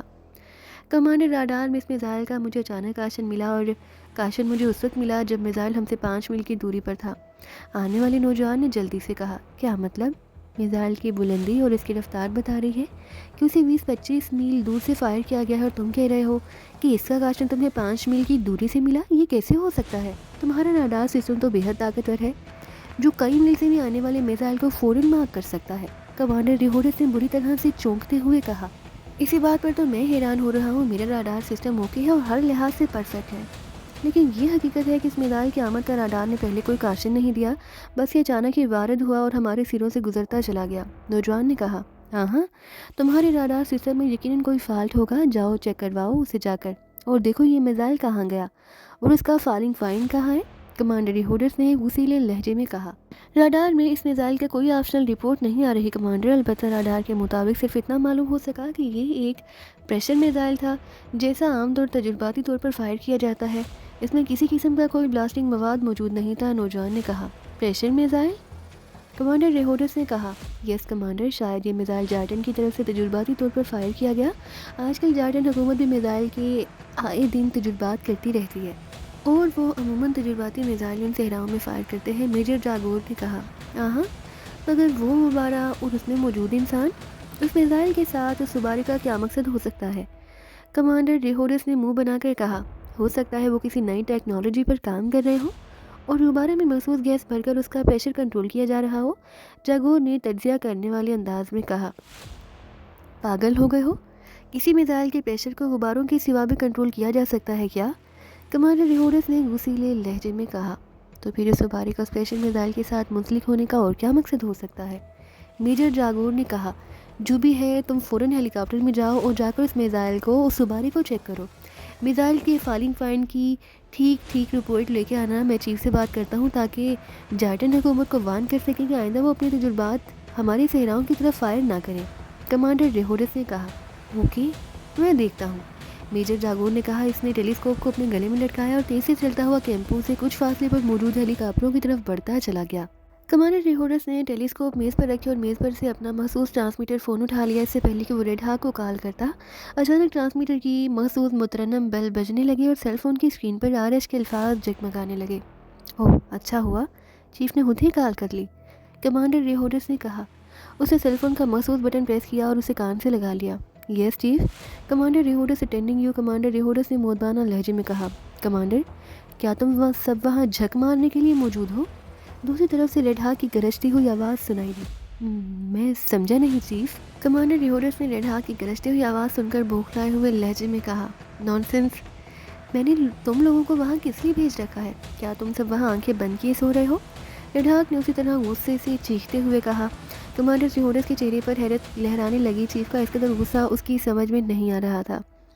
چیف اس پر اس بری طرح سے دھاڑ رہا تھا جیسے کہ اس سے کوئی بہت بڑی غلطی سرزد ہو گئی ہو۔ چیف، میں واٹ چیف، کیا تم لوگوں کو صحرائے جارٹن سے آنے والے پریشر میزائل کا علم نہیں ہوا؟ Pressure missile? Oh yes chief, میں اس سلسلے میں آپ کو کال کرنے ہی والا تھا۔ جارٹن سے ایک تجرباتی میزائل فائر کیا گیا ہے جو ہمارے سروں سے ہوتا ہوا آگے بڑھ گیا ہے۔ اس میزائل کے ساتھ ہلکے نیلے رنگ کا ایک غبارہ بندھا ہوا تھا جس میں ایک انسانی ہیبلا سا نظر آ رہا تھا۔ راڈار آپریٹر نے مجھے بتایا کہ جب میزائل 5 میل کے فاصلے تک پہنچا تب راڈار نے اسے مارک کیا، اور حیرت کی بات ہے چیف کے سپر راڈار نے اس میزائل کے بارے میں سوائے چند باتوں کی کوئی تفصیلی رپورٹ نہیں دی۔ راڈار نے صرف اتنا بتایا کہ میزائل ایک عام سا پریشر میزائل ہے جس میں کسی قسم کا بلاسٹنگ مواد موجود نہیں۔ راڈار نے نہ اس میزائل کی فائرنگ پوائنٹ کو شو کیا، نہ فالنگ پارٹ کو، نہ ہی اس میزائل کی سپیڈ اور اس کی رینج کے بارے میں بتایا ہے۔ میں نے اور میجر جاگور نے اس میزائل کو ٹیلیسکوپ سے دیکھا ہے اور اس میزائل میں بے حد شور اور گونج تھی جیسے آسمان پر بے شمار جیٹ اڑ رہے ہوں۔ کمانڈر ریہورس بولنے پر آیا تو پھر رکے بغیر بولتا چلا گیا۔ ہاں نانسنس، جب تم نے اس پر میزائل کو دیکھ لیا تھا تو تم نے اس پر اینٹی پیٹریاٹ میزائل فائر کیوں نہیں کیا؟ ریڈ ہاک نے غصیلے لہجے میں کہا۔ چیف، وہ میزائل آنن فانن ہمارے سروں پر سے گزر گیا اور چونکہ راڈار نے اسے صرف پریشر میزائل شو کیا اس لیے میں نے پیٹریاٹ میزائل ضائع کرنا مناسب نہیں سمجھا۔ احمق انسان، وہ میزائل جارٹن سے فائر نہیں کیا گیا، وہ صحرائے جارٹن سے عمران نے فائر کیا تھا، ریڈ ہاک نے کہا تو کمانڈر ریہورس بھی احتیاط اچھل پڑا۔ عمران نے؟ او مگر چیف، آپ نے تو کہا تھا کہ عمران اور اس کے ساتھی صحرائی طوفان کا شکار ہو گئے ہیں۔ ہاں کہا تھا، مگر واقعی عمران انسان نہیں جن ہے۔ وہ اور اس کے ساتھی اس خوفناک طوفان سے بچ نکلے ہیں۔ عمران نے اس طوفان سے بچ نکلنے کا نیا اور انتہائی انوکھا طریقہ اختیار کیا ہے۔ اس انوکھے طریقے سے نہ صرف وہ ہارٹ اسٹروم سے بچ نکلنے میں کامیاب ہو گئے ہیں بلکہ تمہاری نگاہوں کے سامنے صحرائے ڈالمن میں بھی پہنچ گیا ہے۔ دوسری طرف سے ریڈ ہاک نے بدستور غصیلے لہجے میں کہا۔ کیا عمران اور اس کے ساتھی صحرائے ڈالمن میں پہنچ گئے ہیں؟ یہ آپ کیا کہہ رہے ہیں؟ وہ صحرائے ڈالمن میں کیسے پہنچ سکتے ہیں؟ درمیانی پٹی کے قریب ہماری 9 سینڈ میرینز موجود ہیں۔ اگر صحرائے جارٹن سے اس طرح کوئی صحرائی جانور بھی آتا تو سینڈ میرین سے اس کو بھی مارک کر لیا جاتا۔ اگر عمران اور اس کے ساتھی نے سرحدی پٹی کو کراس کیا ہوتا تو اس کی رپورٹ میرینز کے کمانڈر فوراً مجھے دیتے، کمانڈر ریہورس نے کہا۔ نانسنس، عمران کے ساتھ صحرائے جارٹن میں موجود ہے، میزائل کے ساتھ جو غبارہ بندھا ہے اس میں عمران خود موجود ہے۔ دوسری طرف سے ریڈ ہاک نے گرجتے ہوئے کہا۔ لیکن یہ کیسے ہو سکتا ہے عمران؟ کمانڈر ریہورس نے بوکھلا کر کہنا چاہا۔ نانسنس، تم عمران کے بارے میں کچھ نہیں جانتے، وہ جادوگر ہے، جادوگر۔ اس نے صحرائے جارٹن اور اس کے طوفان سے نکلنے کے لیے پریشر میزائل کا استعمال کیا، اور میزائل کے ساتھ تم راڈار میں جو غبارہ بندھا ہوا دیکھا ہے وہ عام غبارہ نہیں ہے بلکہ پلاسٹک کا وہی مخصوص لباس ہے جس کے بارے میں تمہیں میں نے تفصیل بتائی تھی۔ عمران اپنی ذات ایک پریشر میزائل لایا تھا وہ میزائل سے چپک گیا، میزائل فائر ہوا اور تمہارے سروں پر سے گزر گیا، تمہیں خبر بھی نہیں ہوئی کہ عمران تمہارے سروں سے گزر گیا ہے، ریڈ ہاک نے کہا۔ تو کمانڈر یہودس ریڈ ہاک کی بات سن کر حقیقتاً اچھل پڑا۔ اس کی آنکھ کی حیرت کے مارے چوری ہو گئی۔ وہ عمران تھا؟ کمانڈر یہودس نے کھوئے کھوئے سے لہجے میں کہا۔ ہاں، وہ مخصوص اور محفوظ لباس کی وجہ سے آسانی کے ساتھ صحرائے ڈالمن میں اسرائیلی پٹی کے قریب پہنچ گیا۔ اب جلدی کرو، سینٹ میرینز کو فوراً واپس بلاؤ، اس سے پہلے کہ عمران اور اس کے ساتھی ساحل میں داخل ہو جائیں، ان کا وہیں خاتمہ کر دو، ریڈ ہاک نے چیختے ہوئے کہا۔ اوہ ٹھیک ہے چیف، ایک سینٹ میرین پہلے ہی وہاں موجود ہے، میں کال کر کے ہدایات دے دیتا ہوں۔ عمران اگر داخلی پٹی سے 1 میل بھی پیچھے ہوا تو سینٹ میرین تب بھی فوراً اس کے پاس پہنچ جائے گی۔ میرے پاس تیز رفتار جی پی اور F9 فائٹر ہیلی کاپٹر موجود ہے، میں خود وہاں جاتا ہوں اور اس کا خاتمہ کر دیتا ہوں۔ جلدی کرو، وہ داخلی پٹی سے صرف 3 میل کے فاصلے پر ہے، اس پر بھرپور اور خوفناک حملہ کرو۔ عمران کو ہلاک کرنے کے بعد تمام سینٹ میرینز کے صحرائے جارٹن بھیج دینا اور اس کے ساتھیوں کو بھی ہلاک کر دینا، انہیں زندہ نہیں بچنا چاہیے۔ ایسا ہی ہوگا چیف، آپ بے فکر رہیں، کمانڈر یہودس نے بااعتماد لہجے میں کہا۔ اوکے، میں کنٹرول روم سے خود ان کو مانیٹر کر رہا ہوں، میں تم سے اسی طرح رابطہ کرتا رہوں گا، ریڈ ہاک نے کہا۔ اوکے چیف، کمانڈر یہودس نے کہا اور اس نے سیل فون آف کر دیا۔ اس کے چہرے پر بدستور حیرت سب تھی، اسے اس بات پر یقین ہی نہیں آ رہا تھا کہ اس نے جس پریشر میزائل کے ساتھ بڑا غبارہ دیکھا تھا اس میں عمران موجود تھا۔ اگر چیف کی بات سچ تھی تو واقعی عمران جادوگر ہی تھا۔ عام انسان اس طریقے سے میلوں سفر طے کرنے کے بارے میں سوچ بھی نہیں سکتا۔ کمانڈر یہودس کو اس بات پر حیرت تھی کہ عمران نے انوکھا اور حیرت انگیز طریقہ آزمایا بھی تھا، تو پریشر میزائل کی رفتار اور اس کی بلندی ان پر اثر انداز کیوں نہیں ہوئی؟ میزائل جہاں بھی گرا ہوگا وہاں گرتے ہی اس کے ٹکڑے اڑ جانے چاہیے، مگر چیف کہہ رہا تھا کہ وہ محفوظ ہے اور اسرائیل کی داخلی پٹی سے صرف 3 میل کے فاصلے پر ہے۔ تعجب انگیز، انتہائی تعجب انگیز، یہ عمران واقعی مافوق الفطرت انسان ہے۔ وہ نہ صرف خوفناک ہارٹ اسٹروک میں سے اپنے ساتھیوں کو بچ کر نکال لینے میں کامیاب ہو گیا، بلکہ ہمارے سروں پر سے ہوتا ہوا آگے بڑھ گیا۔ یقین نہیں آتا کوئی انسان اس قدر ذہین بھی ہو سکتا ہے۔ اگر چیف نے مجھے کال کر کے اس کے بارے میں تفصیل نہ بتا دی ہوتی تو میں واقعی اس میزائل کو جارٹن کی طرف سے فائر کیا گیا تجرباتی میزائل ہی سمجھتا رہتا، کمانڈر یہودس نے بڑبڑاتے ہوئے کہا۔ اس نے فوراً ٹرانسمیٹر پر درمیانی پٹی پر موجود سینٹ میرین کے کمانڈر کو کال کیا اور عمران کے بارے میں تفصیل بتانے لگا۔ میجر جاگور ابھی ہیلی کاپٹر لے کر نہیں گیا تھا؟ کمانڈر یہودس اسے فوراً اسرائیل کی داخلی پٹی کی طرف جانے اور عمران اور اس کے ساتھیوں کے خلاف ایکشن میں آنے کی ہدایات دینے لگا۔ چند ہی لمحوں میں وہاں سے خیمے اکھاڑ لیے گئے اور ان تمام سامان سمیٹ کر جیپوں اور ہیلی کاپٹروں میں رکھ دیا گیا۔ کچھ ہی دیر میں جیپیں مسلح افراد سے لدی ہوئی صحرائے ڈالمن کی طرف دوڑی جا رہی تھی۔ F9 ہیلی کاپٹر بھی فضا میں بلند ہو گئے اور وہاں موجود سینٹ میرین بھی ریت میں اتر گئی تھی۔ پریشر میزائل بلندی پر نہایت برق رفتاری سے اڑا جا رہا تھا۔ عمران نے چونکہ میزائل کے ساتھ لگے حکوں میں لباس کے حک پھنسا رکھے تھے، اس لیے وہ میزائل کے ساتھ چپکا تھا۔ میزائل 15 منٹوں تک اڑتا رہا، پھر اس کی رفتار دھیمی ہونے لگی۔ عمران نے اس کی رفتار دھیمی ہوتے محسوس کی تو اس نے فوراً میزائل کے ساتھ لگے حکوں کو کھولنا شروع کر دیا۔ دوسرے لمحے اس کا جسم میزائل سے الگ ہوا اور میزائل کے حکم میں گھومتا ہوا تیزی سے نیچے گرتا چلا گیا۔ جس طرح فٹ بال ٹھوس زمین سے ٹکرا کر اچھلتا ہے، بالکل اسی طرح عمران کا غبارے نما لباس ریت سے ٹکرایا اور اونچا اچھلتا چلا گیا۔ وہ بار بار ریت سے آ کے ٹکراتا اور اچھلتا رہا۔ عمران کو حقیقتاً اپنی ہڈیاں کڑکڑاتی ہوئی محسوس ہو رہی تھی۔ فٹ بال بھی لباس ریت پر بار بار اچھلتا ہوا آخرکار رک گیا، جبکہ میزائل اس سے کافی آگے جا کر ریت میں دھنس گیا۔ عمران چند لمحے تک تو سانس بحال کرتا رہا، پھر اس نے لباس سے گیس خارج کی تو اس کا لباس سکڑ گیا۔ عمران نے نارمل ہوتے ہی فوراً اپنے ریسٹ واچ کا بٹن ایک کے بعد دیگرے 3 بار پریس کر دیا۔ ایسا کرتے ہی ریسٹ واچ کا ڈائل یکلو سیاہ ہو گیا اور اس سیاہ ڈائل پر ایک سرخ رنگ کا نقطہ سا نظر آنے لگا۔ تو یہ یہاں ہے۔ عمران نے ڈائل پر سرخ نقطے کو دیکھ کر دائیں طرف ریت کو دیکھتے ہوئے کہا۔ اس کے ارد گرد ریت کے چھوٹے بڑے ٹیلے تھے، یہ سارے کا سارا علاقہ پتھریلا تھا، وہاں کوئی ٹھوس چٹان موجود نہ تھی۔ عمران نے اپنے ساتھیوں کو بتایا تھا کہ وہ صحرائے ڈالمن میں جا کر اس اکیلی سینٹ میرین کو حاصل کرنا چاہتا ہے۔ اس سینٹ میرین سے نہ صرف وہ صحرا میں موجود ہاک فورس کا مقابلہ کر سکتا تھا، بلکہ واپس جا کر اپنے ساتھیوں کو بھی جہاں لا سکتا تھا۔ اس نے راڈار اسکرین سے پہلے ہی تمام سینٹ میرینز کی لوکیشنز چیک کر لی تھی۔ پلاسٹک کے بھائی سیکاک نے عمران کو بتایا تھا کہ سینٹ میرینز میں ایسی طاقتور راڈار لگے ہیں جن سے ریت پر رینگنے والے ایک معمولی سے کیڑے کو بھی چیک کیا جا سکتا ہے۔ اس لیے عمران نے جہاں آتے ہی اپنی ریسٹ واچ میں موجود ایک ڈیوائس کو آن کر دیا۔ اس ڈیوائس کے آن ہوتے ہی ریسٹ واچ کا ڈائل سیاہ ہو گیا اور عمران کے گرد ایک محسوس ریس پھیل گئی۔ اس ریس کی وجہ سے اسے کسی راڈار یا طاقتور ٹیلیسکوپ سے بھی نہیں دیکھا جا سکتا تھا۔ عمران نے جان بوجھ کر پہلے اس ڈیوائس کو آن نہیں کیا تاکہ اس کی آمد کا سب میرینز والوں کا علم ہو جائے۔ وہ لازماً اس پر اٹیک کرتے اور وہ ان کی نظروں میں ہونے کی وجہ سے اس پر بھی اٹیک کر سکتے تھے، لیکن اب عمران نے ڈیوائس آن کر دی۔ اب عمران ان کو کسی راڈار اسکرین پر نظر نہیں آ سکتا تھا۔ اس کو تلاش کرنے، اس پر اٹیک کرنے کے لیے انہیں لامحالہ سب مرین کو ریت سے باہر لانا پڑنا تھا اور یہی عمران چاہتا تھا۔ اسکرین پر سرخ نقطہ اسی سینڈ مرین کو شو کر رہا تھا۔ عمران نے اس نقطے کو حرکت کرتے دیکھا تو اس کے ہونٹوں پر بے احتیاط مسکراہٹ پھیل گئی۔ اس نے فوراً کاندھوں سے بیگ ہٹایا اور اس میں سے ایک مشین گن اور چند مخصوص ساخت کے بم نکال لیے۔ اس نے بم جیبوں میں رکھے اور بیگ دوبارہ کاندھوں پر ڈال لیا۔ اس کی نظریں بدسور ریسٹورانٹ کے ڈائل پر جمی تھی۔ پھر عمران نے اس نقطے کو ایک جگہ رکتے دیکھا۔ اس کی نظریں اٹھا کر ایک ٹیلے کی طرف دیکھا۔ ریت کے نیچے موجود مرین اس ٹیلے کے پیچھے موجود تھی۔ عمران مشین گن لیے اس ٹیلے کی طرف بڑھنے لگا۔ وہ ٹیلے کے اوپر آیا، پھر اس کی نظریں سامنے ریت پر جم گئی جہاں ریت حرکت کر رہی تھی۔ چند لمحوں بعد عمران نے ریت کو آہستہ آہستہ اوپر اٹھتے دیکھا۔ ریت سے جیسے ایک بہت بڑا ٹیلا نکل کر باہر آ رہا تھا۔ کچھ ہی دیر میں ریت سے ایک بہت بڑی آبدوز جیسی سب مرین نکل کر باہر آ گئی۔ سب مرین کی ہیئت اور اس کی لمبائی چوڑائی بالکل سمندری آبدوز جیسی ہی تھی۔ اس کا رنگ ریت جیسا تھا اور اس پر چھوٹی بڑی بے شمار گراریاں لگی ہوئی تھیں جو شاید اس سب مرین کو ریت میں آگے بڑھنے میں مدد دی تھی۔ اس مرین کو دیکھتے ہی عمران فوراً پیچھے ہو گیا اور ٹیلی کی چوٹی سے سر نکال کر مرین کو دیکھنے لگا۔ اچانک مرین کی سائڈ سے ایک دروازہ کھلا اور وہاں ایک بہت بڑا حلا بن گیا۔ عمران نے سلامت نیلے لباس والے مسلح افراد کو نکلتے دیکھا۔ ان کے ہاتھوں میں مشین گنوں کے ساتھ فائر گنیں بھی تھیں اور ان کے کاندھوں پر باقاعدہ فوجی بیگ موجود تھے۔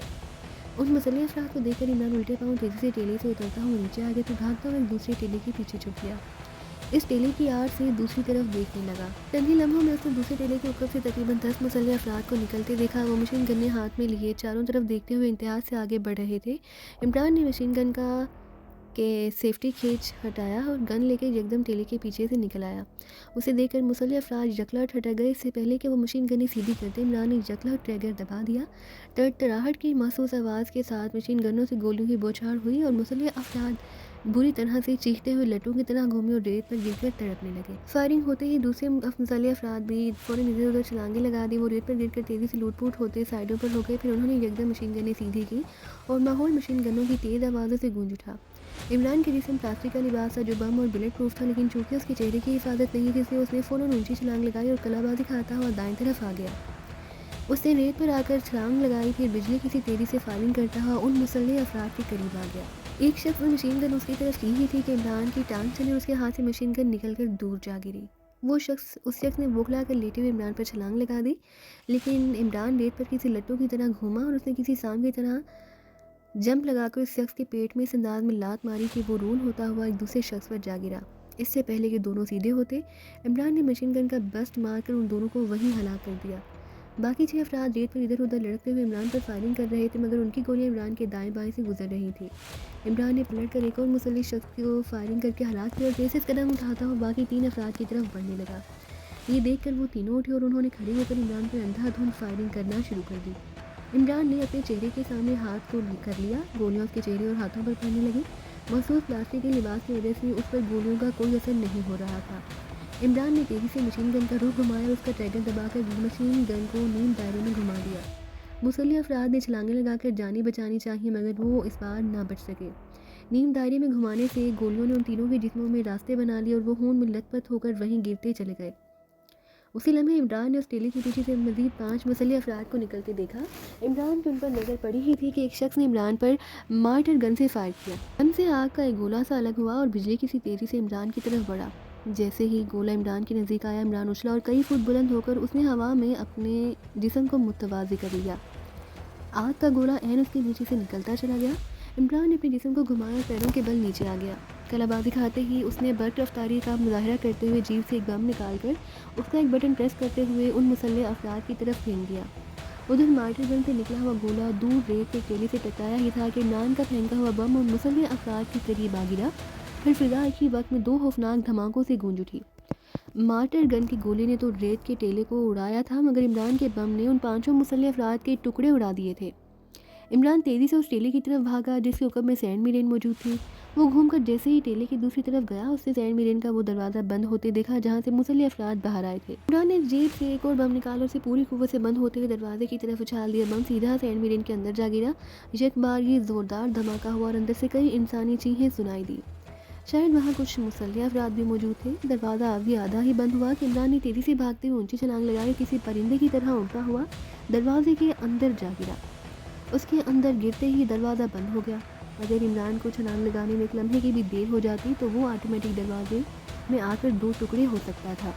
راہداری نما اس راستے میں 3 مسلح افراد گرے پڑے تھے۔ عمران نے سینٹ میرین میں گیس بم پھینکا جس کے اثر سے مسلح افراد بے ہوش ہو گئے، جبکہ عمران نے سانس روک رکھا تھا اور پھر وہ تیزی سے آگے بڑھنے لگا۔ سینٹ میرین کے راستے اور اس مشینری تقریباً آبدوز سے ملتی جلتی تھی۔ عمران مختلف راستوں سے آتا ہوا سینٹ میرین کے کنٹرول روم میں آ گیا۔ اسے جگہ جگہ کئی افراد کھائی دیے اور جو اس کے پھینکے ہوئے گیس بم سے بے ہوش ہو گئے تھے۔ ان میں مسلح افراد بھی تھے اور میرین کا کریو بھی تھا۔ کنٹرول روم میں 4 افراد ادھر ادھر گرے پڑے تھے۔ سامنے ایک بڑی سی اسکرین تھی جس پر صحرا کا منظر دکھائی دے رہا تھا۔ عمران نے مشین گن ایک ٹیبل پر رکھی اور کنٹرول پینل کے سامنے آ گیا۔ اسے کنٹرول پینل کو سمجھنے میں زیادہ وقت نہیں لگا۔ کنٹرول پینل اور سینٹ میرین کے فنکشنز کو اچھی طرح سمجھ کر اس نے وہ بٹن پریس کر کے میرین کا وہ دروازہ پھر کھول دیا جس سے وہ باہر آیا تھا۔ دروازہ کھول کر اس نے کنٹرول روم میں موجود 2 افراد کو اٹھا کر دائیں بائیں کاندھوں پر ڈالا اور انہیں لے کر بیرونی دروازے کی طرف بڑھتا چلا گیا۔ اس نے ان دونوں افراد کو باہر نکال کر پھینکا، پھر اندر آ گیا۔ اس نے باری باری 2 افراد کو اٹھا کر میرین سے باہر پھینک دیا اور دوبارہ کنٹرول روم میں آ گیا۔ کنٹرول پینل کے سامنے کرسی پر بیٹھ کر اس نے ایک بٹن پریس کر کے دروازہ بند کر دیا اور پھر کنٹرول پینل کے مختلف بٹن پریس کرنے لگا۔ دوسرے لمحے سینٹ میرین حرکت میں آئی اور دوبارہ ریت میں اترتی چلی گئی۔ عمران نے اسکرین کے ساتھ لگے چند بٹن پریس کیے اور ڈائل گھمائے تو اسے صحرائے جارٹن کا منظر دکھائی دینے لگا جہاں اس کے ساتھی موجود تھے۔ وہ سب آگے بڑھ رہے تھے۔ عمران نے ڈائل مزید گھمایا تو اسے صحرا میں بے شمار فوجی جیپیں اور 2 ہیلی کاپٹرز اور ریت کے اندر 9 سینٹ میرین دکھائی دی جو تیزی سے صحرائے جارٹن کی جانب بڑھی جا رہی تھی۔ شاید وہ عمران کے ساتھیوں پر بھرپور انداز میں حملہ کرنا چاہتے تھے۔ یہ دیکھ کر عمران نے کنٹرول پینل کا ایک بٹن پریس کر کے سینٹ میرین کا وہ لیور سنبھال لیا جس میں سینٹ میرین کو حرکت میں آتے دیکھ کر آگے بڑھایا جا سکتا تھا۔ اسے کسی بھی طرف موڑا جا سکتا تھا۔ سینٹ میرین ریت کے نیچے نہایت برق رفتاری سے آگے بڑھنے لگی۔ اس میرین کی رفتار سمندری آبدوزوں سے کہیں زیادہ تیز تھی۔ ہاک فورس تیزی سے اس کی ساتھیوں کی طرف بڑھ رہی تھی۔ عمران نے سینٹ میرین کو فل سپیڈ پر چھوڑ دیا جسے وہ چاہتا ہو کہ ہاک فورس اس سے پہلے کہ اس کے ساتھیوں پر حملہ کرے وہ جلد سے جلد ان تک پہنچ جائے اور ان کی حفاظت کا بندوبست کر سکے۔ کیا عمران صاحب ان سے سینٹ میرین حاصل کرنے میں کامیاب ہو جائیں گے؟ عمران کے جانے کے بعد ریڈ ایگل نے ان سب سے مخاطب ہو کر کہا، تم فکر مت کرو، عمران جو کہتا ہے وہی کرتا ہے۔ جولیا نے مطمئن انداز میں کہا، عمران ہمیں جہاں اکیلا چھوڑ کر چلا گیا، نہ جانے وہ کب سینٹ میرین لے کر جہاں پہنچے۔ ہمیں جہاں رک کر اس کا انتظار کرنے کی بجائے آگے بڑھتے رہنا چاہیے۔ آگے ہاک فورس موجود ہے، اس سے پہلے کہ وہ ہم پر حملہ آور ہو ہم جا کر ان پر حملہ کر دینا چاہیے۔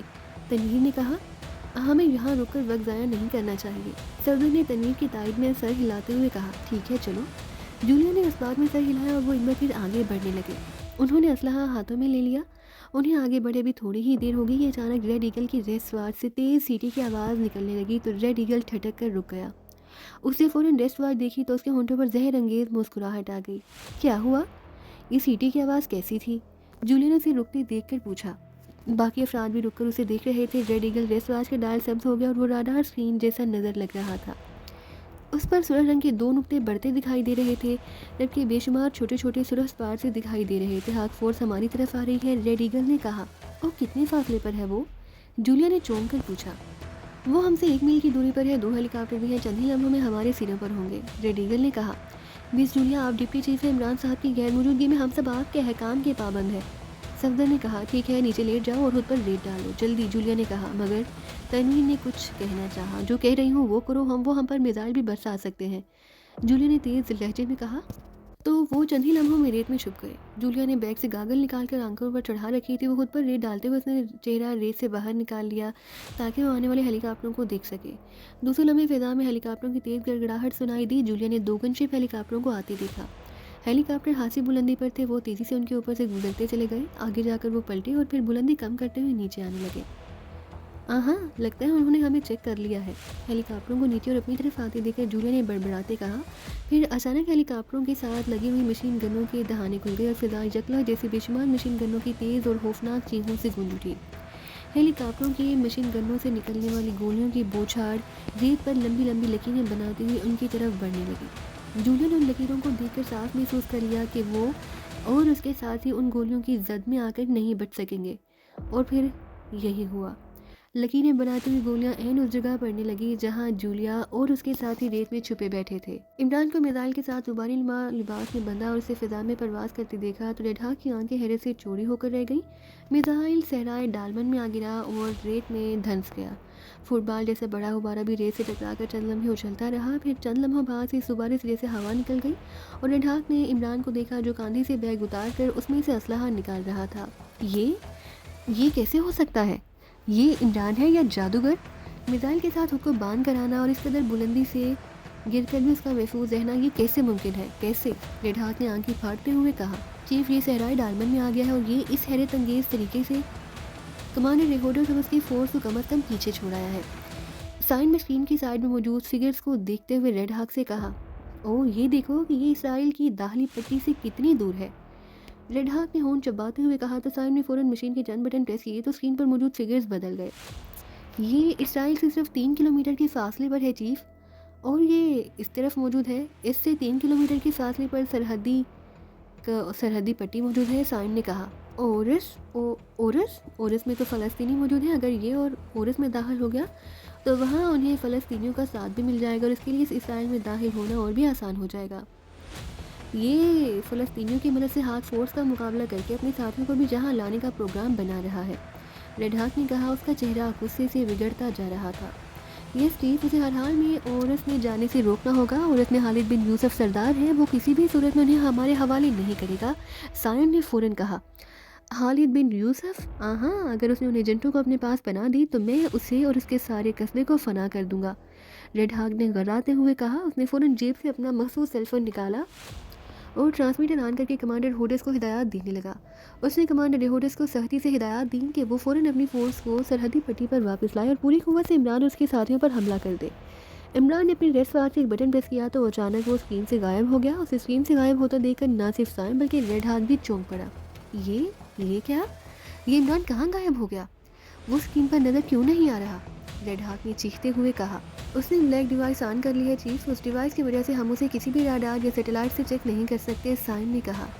عمران حد سے زیادہ خطرناک ہوتا جا رہا ہے، بلیک ڈیوائس کی وجہ سے تو اسے ٹیلیسکوپ اور سینٹ میرین کے راڈار اسکرینیں بھی نہیں دیکھ سکیں گی، ریڈ ہاک نے بوکھلائے ہوئے لہجے میں کہا۔ یس چیف، لگتا ہے عمران یہاں پوری تیاری کے ساتھ آیا ہے، سائن نے ہونٹ چباتے ہوئے کہا۔ نہیں، میں عمران کو کامیاب نہیں ہونے دوں گا، وہ اسرائیل میں کبھی داخل نہیں ہو سکے گا، وہ ہماری نظروں سے اوجھل ہو کر قصبہ اور اس کی طرف جانے کی کوشش کر رہا ہے۔ میں کمانڈر ریہوڈس سے بات کرتا ہوں، وہ سینٹ میرین میں مسلح افراد کو یہاں بھیجے گا تو عمران ان کی نظروں سے کبھی نہیں بچ سکے گا، ریڈ ہاک نے غصیلے لہجے میں کہا۔ اگر آپ کہیں تو میں صحرائے جارڈن میں اس کے ساتھیوں کو چیک کروں، سائن نے کہا۔